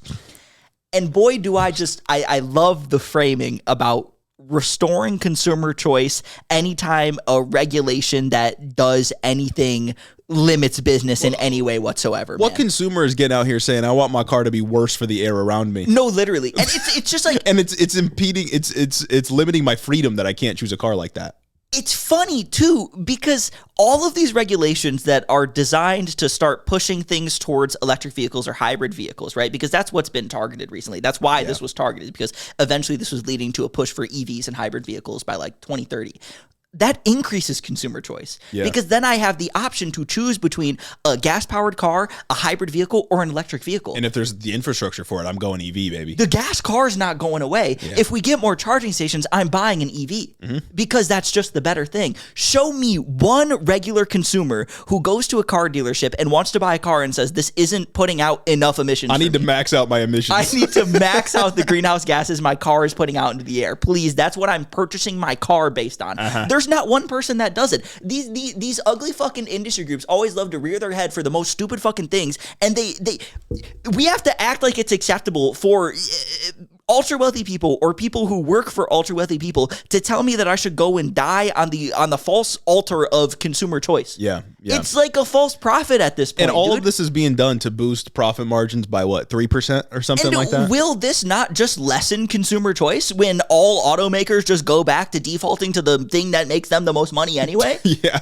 Fucking emissions isn't even something consumers are making choices on in the first place. It's just not practical. No automaker is thinking like, oh yeah, this consumer wants this kind of thing, so I'm going to go out there and do this. Or if there is, it's going to be a hyper niche one. It's not the big three. That's not what's going to happen. That's not how fucking manufacturing works. Yeah. But consumer choice is damn near a fucking dog whistle at this point. It's so stupid. Well, I mean, if you're so concerned about consumer choice, why not get rid of like all car regulations? Fuck it. No more seatbelts, no more rear view mirror. Well, don't give them any ideas. Consumers can have the ultimate choice in choosing what fixtures they want on their car, and that'll make it cheaper too. It's crazy because we tried that. We tried that, and we got to this point because at one point there were no regulations, or there were much less regulations. Yeah, and then we added regulation. I concede sometimes regulations are stupid. There are some regulations that are dumb and bad. But like, but that doesn't mean that regulation isn't bad. And I'd rather err on the side of caution. Err on the side of, I don't know, fucking GM not making $1 trillion in 1 year and instead making $900 billion. So that people can be safer and my kids have a planet to live on. Oh, yeah. Over the last, 50 years or something, cars have gotten extraordinarily more safer. Exponentially more safer than they used to be. And that's a good thing. And that's because of regulation. Yes. Like, sometimes you need regulation to protect people. I think it's a good thing. Hot take. I'm in favor of rules that prevent death and needless harm. And shit, I think carbon dioxide is bad. Yeah. Shit, I think carbon dioxide is bad for people. I think we shouldn't put more of that out in the world. I want more oxygen, less CO2. But then you'll get one of these motherfuckers out here saying, don't exhale then. Don't exhale then. I can't believe we've got to a point where, like, I can't believe climate deniers were treated, or climate change deniers were treated so seriously for so long that we've gotten to this point. I remember being in, like, 7th grade, and you know when your science teacher tries to introduce you to, like, debate, and they're like, oh, both sides, let's consider both the facts, trying to genuinely, like, show the other side to climate change. Yeah. Sometimes there are just facts that shouldn't be debated. Sometimes there are just things that we shouldn't entertain. It's like flat Earth. Yeah. I don't think any reasonable person would say that you're like a fascist or you're trying to limit information by saying that we shouldn't entertain serious debates about whether or not the earth is flat or not. Because there are some people that will never be convinced because they have built up these assumptions on so many faulty premises that they're just not living in the same reality as the rest of us. And climate change should be one of those things, but we've treated it with seriousness because there's billions of dollars behind a concerted effort to make it serious so that oil manufacturers, people like Joe Manchin that get their money off of coal and other people who do natural gas can just make more money. And that's all it is. Exactly. That's all it is. Like Daily Wire and PragerU initially both started with seed money from oil lobbyists. Like that's how they began their operations. In part, that's where they got their money from. And all they did was... And what they did, part of their operation was pumping out propaganda in favor of these massive oil and gas companies, pushing back against the idea that climate change is a real thing. Also, people can continue to profit off of an industry that is destroying the planet and will eventually kill everybody on it. And it's like they're not even trying to fucking hide it anymore. Again, what do you mean 5 scientists said? Yeah. 5 scientists. Hey, guys, I talked to one guy and he said this. Now I'm undoing regulation. I talked to one guy and he said you actually don't have to put up supports when you're digging a hole. So sorry, OSHA, we're taking that one out. I talked to one dude that said it's actually cool if you find black mold in your apartment and your landlord's not required to get it out of there. I talked to one guy that said it's actually fine if there are like hella cracks in the foundation. That's really no problem. You don't have to report that. Like home inspectors, they're just here to like add to the cost of your home. You don't have to have those anymore. Yeah. Fucking stupid, man. But that's not even where it ends. That's not even where this EPA stuff ends. That's this like war against EVs. Another auto regulation the Trump administration has his eyes on is CAFE standards.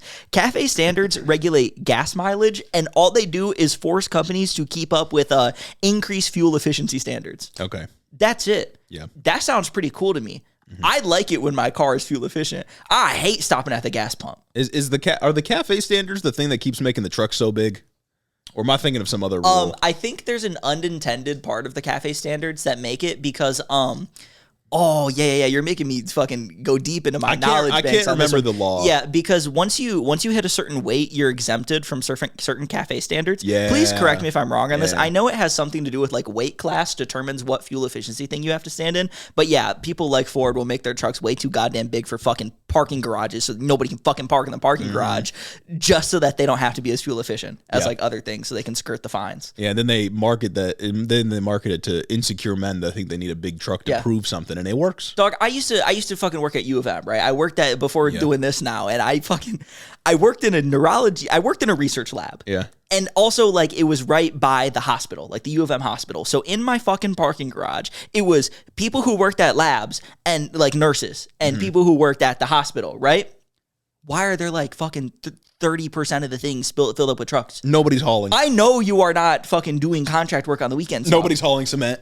Nobody's hauling cement. Happening. Nobody's hauling cement. I do things with wood every once in a while, and I've never not been able to fit it in my Honda CRV. Exactly. I don't need a truck that's too goddamn big. God-given Honda CRV, man. Stupid, Blessed man. by God. I swear to God, I can't stand trucks in the parking garage. And then you already like turn tight in a parking garage. You know what I'm saying? You already can barely like get two cars next to each other in there. And then you get a truck that's sticking out 2 feet. Brother. No, that shit's terrible. You get a truck that's sticking out 2 feet that can't even fit in a parking spot, and that's too tall. Can't even see a child in front of it. It's a goddamn murder machine. But that's a whole nother thing. I need the next Democratic administration to not only walk back these EPA rules that are dumb and bad, but also say no more big truck. Outlaw big truck. No more big truck. And we know Slotkin won't do that. Oh my God, yeah, no, she goes to bat for the automobile industry, dude. She will not do that. Sucks so hard, actually. But back to CAFE standards. Yeah. Their fuel efficiency, everybody likes it when their car is fuel efficient. You don't have to stop and get gas. You save money on gas. Of course. Dope. I love that. Dope. These standards increase every year to keep companies innovating, regulation causing innovation and whatnot, whatever, and also eventually to push people towards EVs. Yeah. Because why burn gas when we don't have to? Right. So many of these environmental regulations and the problems that conservatives have with them obviously go back to money, obviously go back to their fossil fuel donors, but it's like, why would we be so obsessed with coal and natural gas and fossil fuels if it wasn't just for a select handful of people making money? There's literally no reason to not want to do things that aren't that. What do you mean? There's no reason to not want to transition to EVs. Oh yeah, no, it's just because it's a threat to it'll eat into the profit that oil companies can make. Exactly. Like that's the only reason. No reasonable person is going to say, no, I need my car to be powered by gas. Motherfucker, if it gets me from point A to point B, then that's fine. No, I need to be pulled by a horse. Yeah. It cannot be an engine in this carriage. Yeah, I'm a fucking Quaker or whatever. Like No, yeah, it's stupid. But yeah, like you said, it's just because one industry, a few people make a fuck ton of money off of the sale of one type of commodity. And if that were to change, or the market were to change dramatically with the introduction and popularity of EVs, they would make less money. That's it. They just happen to give a lot of money to politicians, right? I think Trump said, even going back to AI, he said like, oh, America's going to be the AI leader. That's not something I want to lead the world in. I don't want to lead the world in its destruction. You know what I'm saying? Leading the world in being stupid. And he's like, yeah, AI is going to be its leader, and all the data centers are going to be powered by oil, natural gas, and clean coal. Jesus, we're just gonna have like a smog cloud over the whole country. This motherfucker said clean coal. Yeah, he's been saying that since like 2016, dude. Clean coal's a banger. That's so good. I know Joe Manchin's ears perked up at that one. Yeah. Oh, Joe Manchin's brother.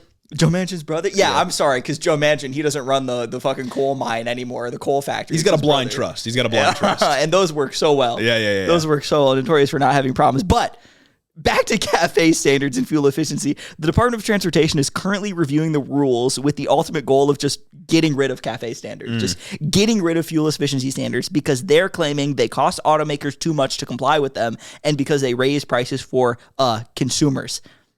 You know what would raise price for consumers is less efficient vehicles. Exactly. That would raise prices. You know what would raise my prices? If I got to go and spend fucking $50 for gas because I have to fill up every 2 days. Mm-hmm. That would suck, actually, if I got like 15 miles per gallon instead of a beautiful 31. That's what I'm saying, A beautiful 31 in my Honda CRV. You know God-given CRVs, man. They're Wonderful good. They're good cars. creation. I ride for Honda. You know what I'm saying? But like, despite what industry groups, which should be a dirty word, much like Democratic consultant is a dirty word. Exactly, yeah. Horrible things whenever they rear their ugly head. Despite what industry groups and the Department of Transportation are saying, CAFE standards are just good for consumers. Mm-hmm. Although they are attributed to increases like in upfront car costs, like the actual sticker price of a car, that's an incomplete picture of what's going on and what they do, because anybody who drives a fucking car knows that just buying the car isn't the only expense associated with the car. Of course. You gotta pay for gas. And studies have shown over time, like numerous studies show, that the increased fuel efficiency saves consumers money in the long run over the lifetime of their vehicle. This is another pro-consumer policy that the Trump administration is walking back because they hate you. Yeah, they hate you. Hate you and want you to die. They want you to be bankrupt, and they want a big smog cloud over the whole country. Exactly. Yeah. They want you to have to walk around in like a mask. They want you to walk...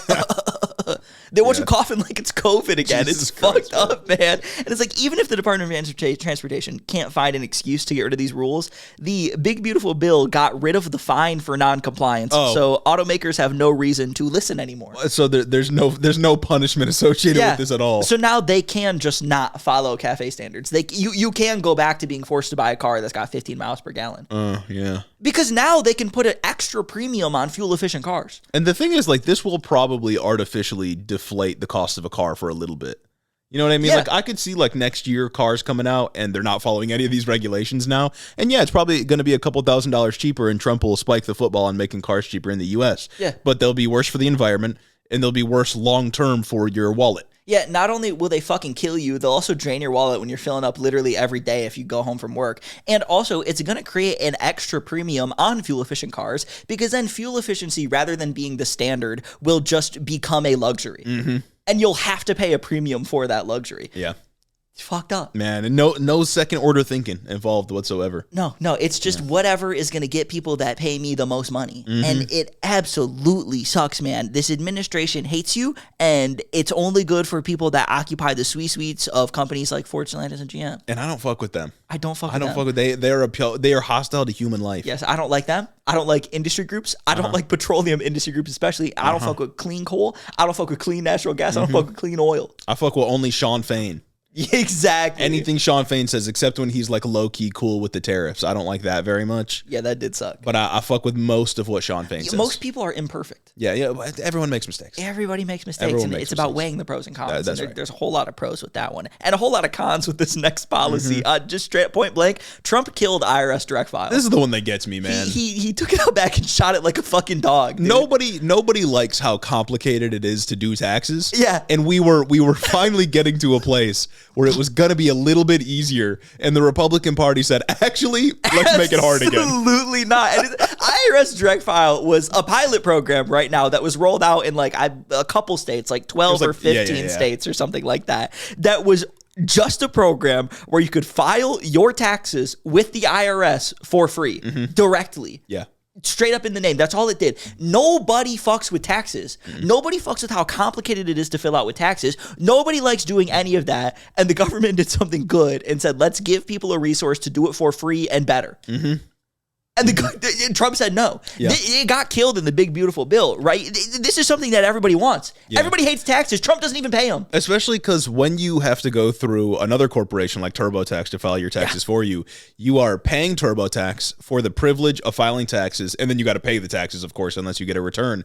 And then TurboTax uses that money to lobby the government so that you have to stay stuck in this process. Oh, and there's a note on that, because this is literally just a gift for TurboTax. You know what I'm saying? An IRS spokesperson told CNBC, quote, "We look forward to Treasury's forthcoming report to Congress on the direct file program and on potential public-private partnership alternatives to direct file as required by the one big, beautiful bill." Public-private partnership, another just scourge on society. Yeah. Another evil, dirty, downright malicious word. The PPPs, man. I hate them. PPPs, man, fucking suck. They either want you, they being the government, Trump's administration specifically, they either want you having to pay TurboTax to do your taxes, or they want the government to spend your tax dollars to pay TurboTax to do your taxes. There's no situation here where you're not paying more money than you would have if there was just a no middleman government-run service. Yeah, no. There's no situation where it's cheaper. Private-public partnerships, they fucking blow, because when I hear that, it's just code either for we're giving a massive subsidy to a private corporation just for fun, or we are going to completely gut the ability of the government to do any service on its own. Yeah. And that seems like what we're doing here, because you are compelled by law to fill out your taxes each year. You have to do it. Why not make it free? Why would any private corporation be involved in that ever? Yeah, it doesn't make sense. So fucking stupid. You're telling me I'm compelled to do TurboTax? Yeah. And I get that there are alternatives. You can file your taxes regularly, but that sucks. Mm-hmm. It's so complicated for no reason. And companies like TurboTax and Blue Book or whatever the other companies are literally lobby the government to keep the tax code complicated, so it's too complicated for you to do it yourself. Mm-hmm. So you have to pay them $200 to do it? Yeah. Something crazy. That's fucked up, dude. Yeah, and that's just if you have some basic 1040 or whatever. And then they probably just sell your data anyway. If your taxes get more complicated, or you have a business of your own, as we can attest to, TurboTax charges you way more if you have to do anything that's slightly more complex. And that's bad. That's bad. I don't like it. And it just makes sense that the government would just have a portal for you to go hey, I need this form. Here's how much I got paid this year. They already know how much I owe. They know how much. They know how much I owe. They know everything about me. Fucking apparently, I was assigned a number at birth.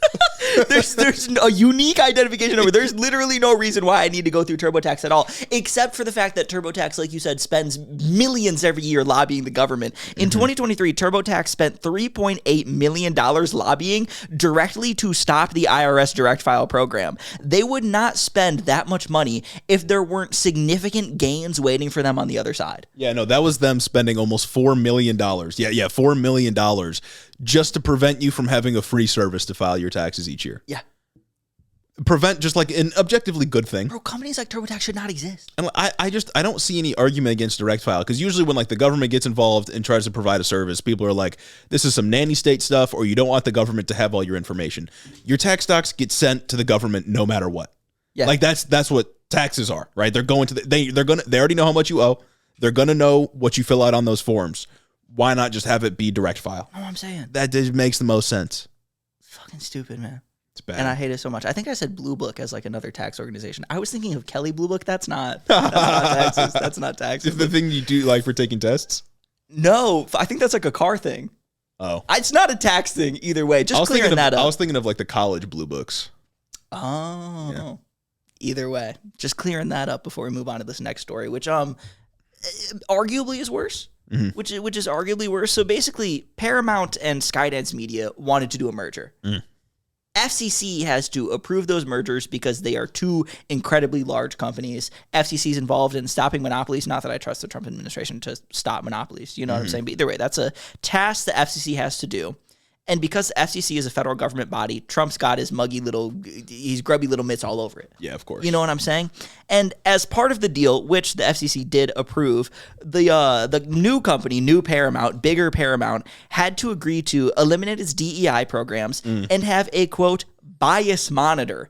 An FCC ombudsman would work directly with New Paramount's president, Jeff Shell, to review, quote, any complaints of bias or other concerns regarding CBS News. It's literally just the Trump administration having a plant to say, that's too liberal. Yeah, if this isn't a government censor, then I don't know what is. Yeah. I feel like there's no other way to describe it, right? Conservatives freaked out when we found out that NPR got 1% to 2% of its funding directly from the federal government. Obviously, it's more when you consider, how local stations contribute and blah, blah, blah. Yeah. But 1% to 2% directly from the government, they freaked out about on NPR. Mm-hmm. NPR. Yeah. The most controversial fucking outlet. Now they're just going to be more anti-right wing because they don't have to rely on the money. Which is good. Yeah. Maybe that's a good thing ultimately. Either way, conservatives freaked out about that insignificant amount of funding going to NPR because they thought there was liberal bias happening. Yep. But now the Trump administration can institute a government censor at a private news organization, a private company. And that's totally fine. All because they wanted this merger to go through. Yeah. It's a mix of capitalism and fucking a corrupt government. Exactly, because that really is the other end of it. Is it's you're telling me Paramount and Skydance wanted this so bad that they're willing to get a government censor in there to contribute to the end of democracy? Yeah, it wasn't quite the same as ABC caving on that settlement. But they had already previously caved. CBS did. Yeah, and they caved as well. But this here is we wanted to get something from Trump, so we're agreeing to be less liberal. And also, Stephen Colbert, you're fired. Yeah. I think a lot of it's so that one of the companies can like pay off a massive portion of their debt with the other companies like stuff after the merger too. So it's just some nonsense corporate shit. Yeah. Heavy on nonsense. Yeah. Heavy on nonsense. But man, it's just like none of this shit was ever about principles. It's just about the government being able to like control. Yep. Conservatives do everything that they yell and scream about. They do all the big government overreach that they don't shut the fuck up about ever. And that's the story. Yeah. That's the story, man.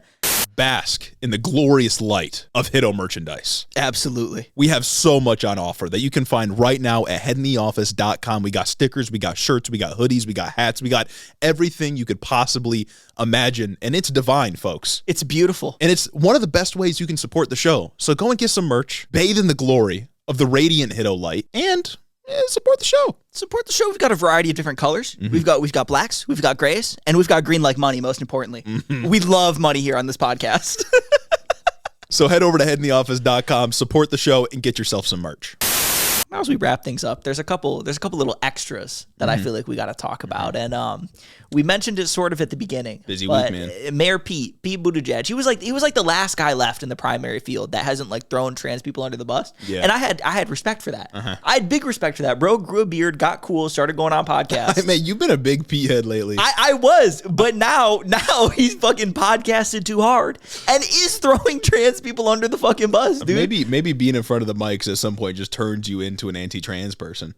It has to be a frequency in front of the mics issue because we've been in front of the mics every week for 4 years, and we're in front of the mics more than ever now, and I'm still steadfast in my position. And my opinion hasn't changed. That who fucking cares? Who fucking cares? Because that's ultimately what it is. Pete Buttigieg went on this like podcast, and basically he got asked about like Rahm Emanuel on another podcast throwing trans people under the bus, and Pete said like, well, I think as a party we need to just start taking people seriously and taking their concerns seriously. And even before we get into the rest of that, I'm going to reject that wholesale. Yeah. Like I said before, people are concerned that climate change isn't real. Or I guess people think climate change isn't real. People have concerns about moving towards EVs and stopping burning coal. That's fucking dumb and you shouldn't be taken seriously.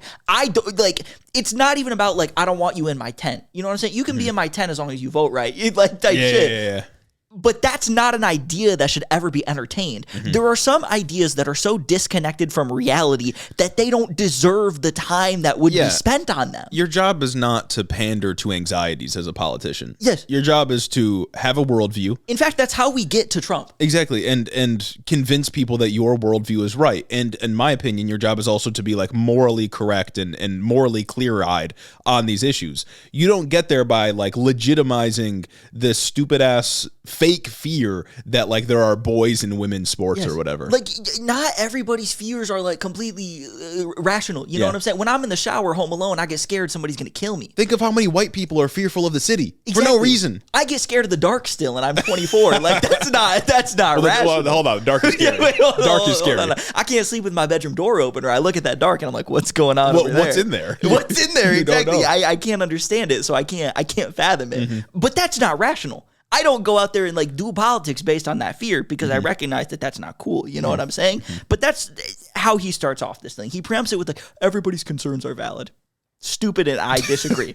I would never as a politician even say that because like obviously you think that that's a good thing. It's not. Never entertain that conversation. But then he just goes on to talk about like, some people it's about having empathy for whatever position you have, and some people like they have little girls in sports leagues that are worried about fairness because it's a serious fairness issue. No, the fuck it's not. No, it's not. No, it's not. Stop conceding to the framing. Yeah, science isn't even like settled on what's going on there. And science that is out says that it's like fine, low key. Like it's not even a settled debate within science. So you can't even go based on that. You are just purely capitulating to right-wing and bigoted framing. Well, it's like if we're talking about like children, because he's saying like there's little girls that are afraid about fairness. If they're young enough, there is no difference. Like straight up, there's no real difference. Where's the fairness in one girl hitting puberty before another girl and getting taller? Yeah. That's a huge fairness issue in volleyball. Where's the fucking fairness in fucking some girl being 6 foot tall competing against other 5 foot girls? Like, fucking assigned female at birth. Like, women just be different in height, different in strength, different in whatever. People seem to only fucking matter. People only care about fairness when they can use it as a wedge against trans people. Yes, and to say that it's a serious issue is genuinely fucking insane. Yeah, just legitimizing it fully. What do you mean it is a serious issue? He said we need to challenge the orthodoxies of the Democratic Party because of this serious issue. Brother, this only really ever gets brought up in like high school when a red state who has literally sometimes 1 to 3 trans women competing in sports at the high school level wants to ban it. Yeah. What about that is serious? What is serious about a group of like 100 legislators deciding it's a good idea to ban one person from competing in one sport that fucking crucify me, they're probably not even good at? Yeah. You know what I'm saying? Like, most kids aren't good at sports and they just want to participate. They want to experience the camaraderie that comes with being on a team and the fun that comes with that, and that's it. Yeah, like there's nobody that is seriously getting out here, other than conservatives, I will add. There's nobody seriously getting out here like a cis man who is lying about being trans just to get on the girls' team. Conservatives do that to think they're proving a point, but they're the only ones that do it. Exactly. It's not a real thing that happens. Like, and if it was a real thing that happens, if this was genuinely a concern, then you'd want to defend trans people who are being genuine and go after the cis people who are lying just to get some advantage or be a shithead. Exactly. But that's not how they treat the issue. No, fucking Derek Jeter wouldn't be going around fucking joining a softball team. Yeah. You know what I'm saying? Like, that's just not...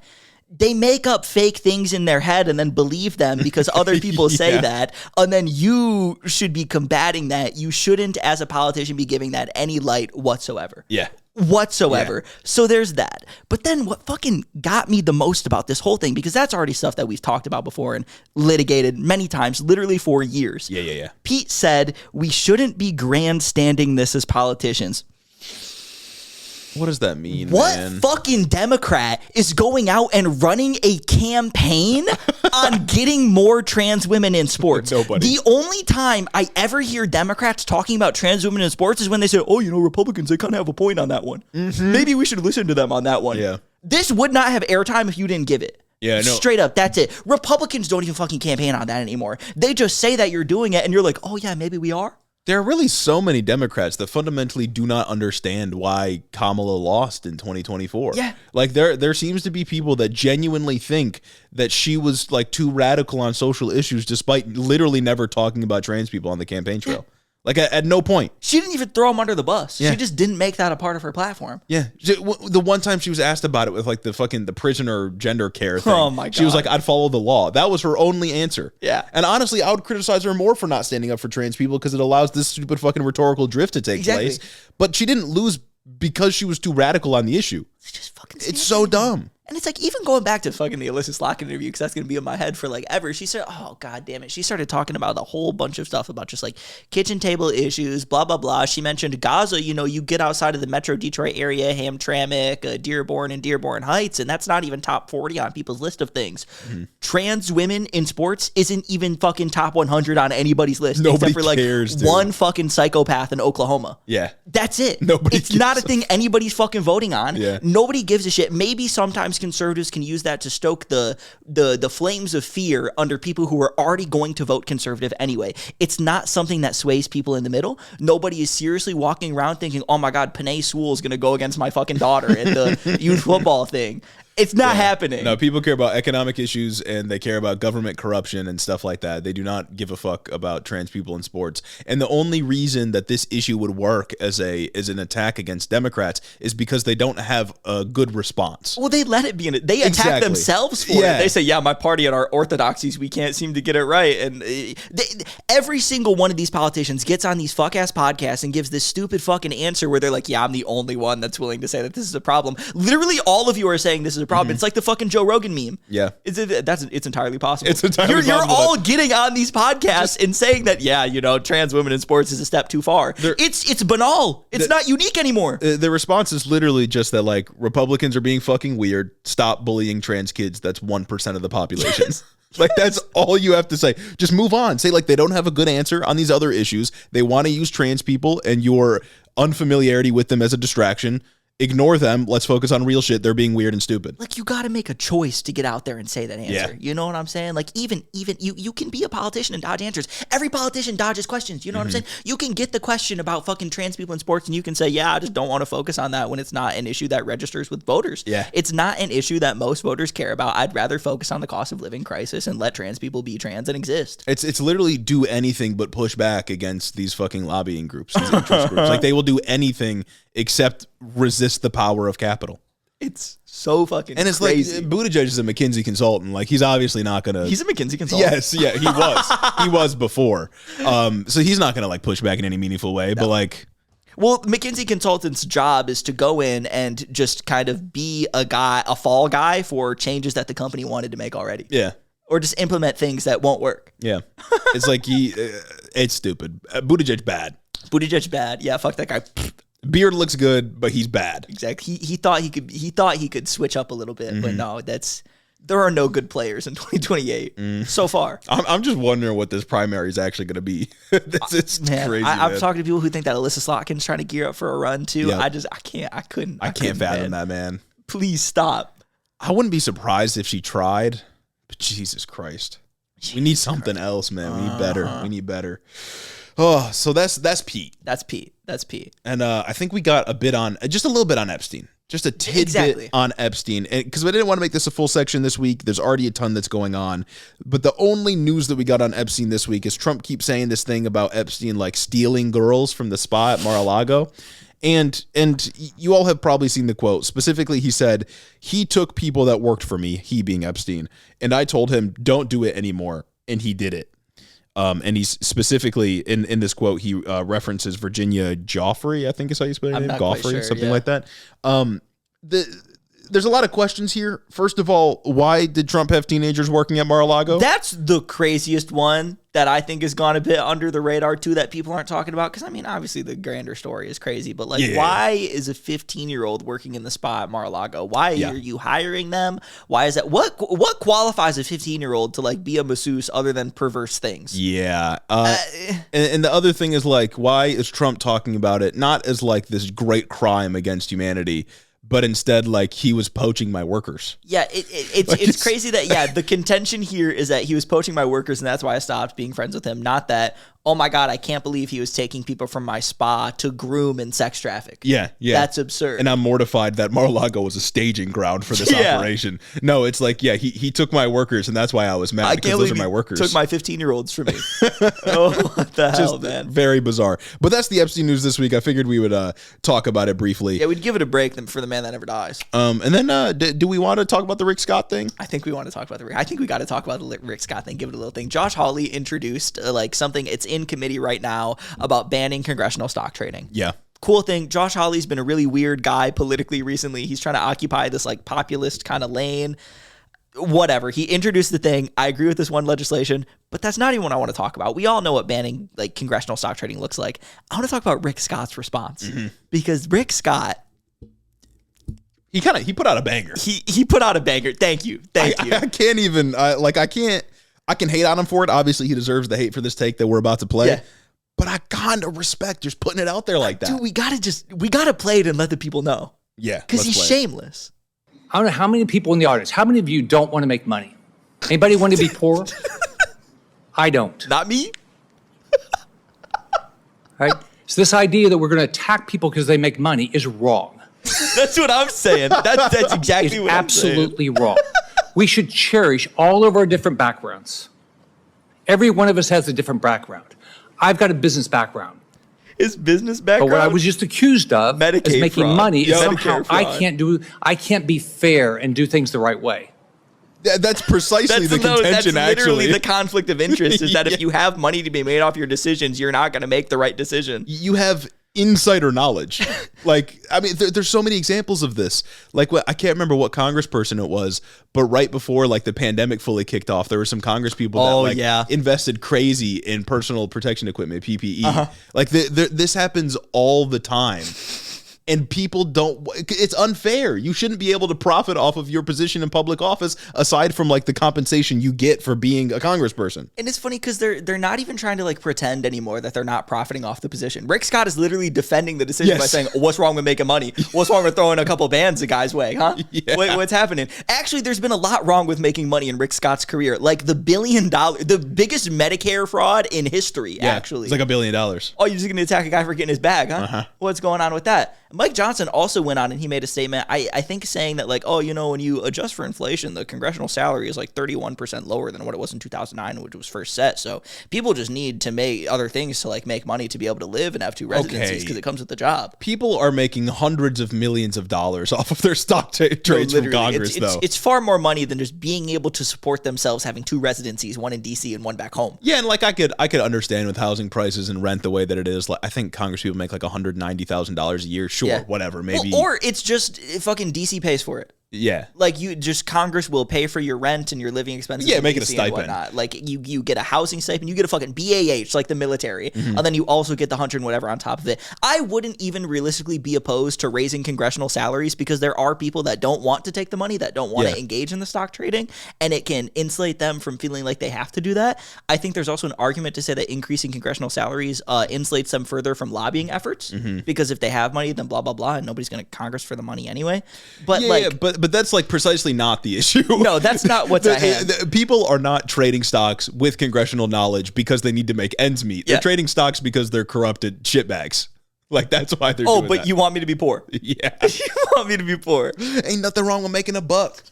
Speaking of making a buck, we got someone trying to profit off of their loss in the 2024 election. Yes, we do. And that person would be, of course, Kamala Harris. Yeah, she just announced that she's written a book. It's coming out in September. It's called 107 Days.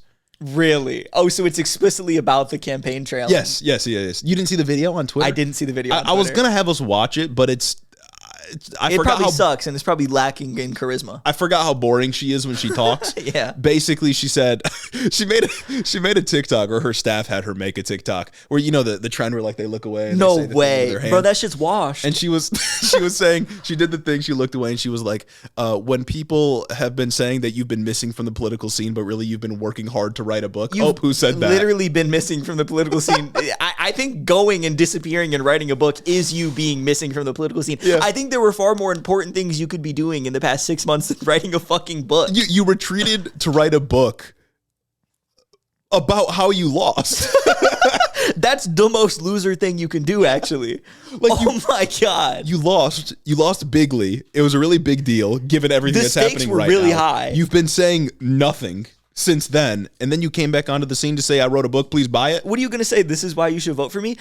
All these people are just grifting. Oh, and we know the book's going to be masturbatory. Like, I ran the greatest campaign ever. It just didn't work because of, I don't know, trans people. I raised the most money in history, but people are just too fucking whatever to vote for me. It's like you blew billions of dollars on Beyonce. And on top of that, Harris just announced that she's not going to run for California's governor. Oh, no. So we know that means she's running for 2028 president. That's fucked up, man. I swear to God, these people just do things to write book. Democrats get out there and do things just to write book, dude. It's fucking ridiculous. I feel like the only person that's announced a book recently that's actually been earnest about it is Karine Jean-Pierre, because that shit's hilarious. There's no money to be made in being a Biden defender, yet she's still doing it. Oh my God, dude. There's been a lot of weird book announcements. We have Kamala Harris 107 Days, Karine Jean-Pierre a little while Cory ago. Booker. Cory Booker's book Stand, corny. And then John Fetterman just announced a book Unfettered. And Joe Manchin announced one called Dead Center. You're kidding. I swear to God, dude. Fucking shoot me in the head, dude. We got some literature to get through for Hitto Book Club. I'm saying Hitto Book Club might be back in a big way. We might have to read the Kamala Harris book. I don't want to give her money, but I feel like it's worth it. Well, and she lost in November. The book's coming out in September, less than a year later. You have not ruminated on anything. No. You have not had time unless I see my takes represented in that book, I know that this is nonsense. I better get a fucking name drop. She better say, Head in the Office podcast had the best election postmortem. Yeah. Blah, blah, blah. I should have done all these things. Here's what I'm going to change in 2028. Nobody's really announcing for 2028 yet? Not yet. It'd be way too early to announce. But you think she would? You think at the end of the book you get an announcement? No, it's too early. It's way too early. It's way too early. People will wait until after the midterms, I would assume. But corny. bad. Yeah. I just might have to read it, though. I might have to find a way to read it without buying it, if you know what I mean. Hopefully, like, the audiobook drops on Spotify, so I can just, like, listen to it without having to purchase it. Yeah. Well, we'll definitely be seeing excerpts on Twitter because that shit will be funny. 100%. It'll be a redo of the Tapper book. But Jesus, I feel like so many politicians get into office, like Republicans do it too, and all of them have like a stupid ass book that I know they didn't write. Oh, absolutely. They don't write their own legislation. You're not writing a book. And like Cory Booker's book was announced like a week after he did the thing. Yeah. He had that shit planned.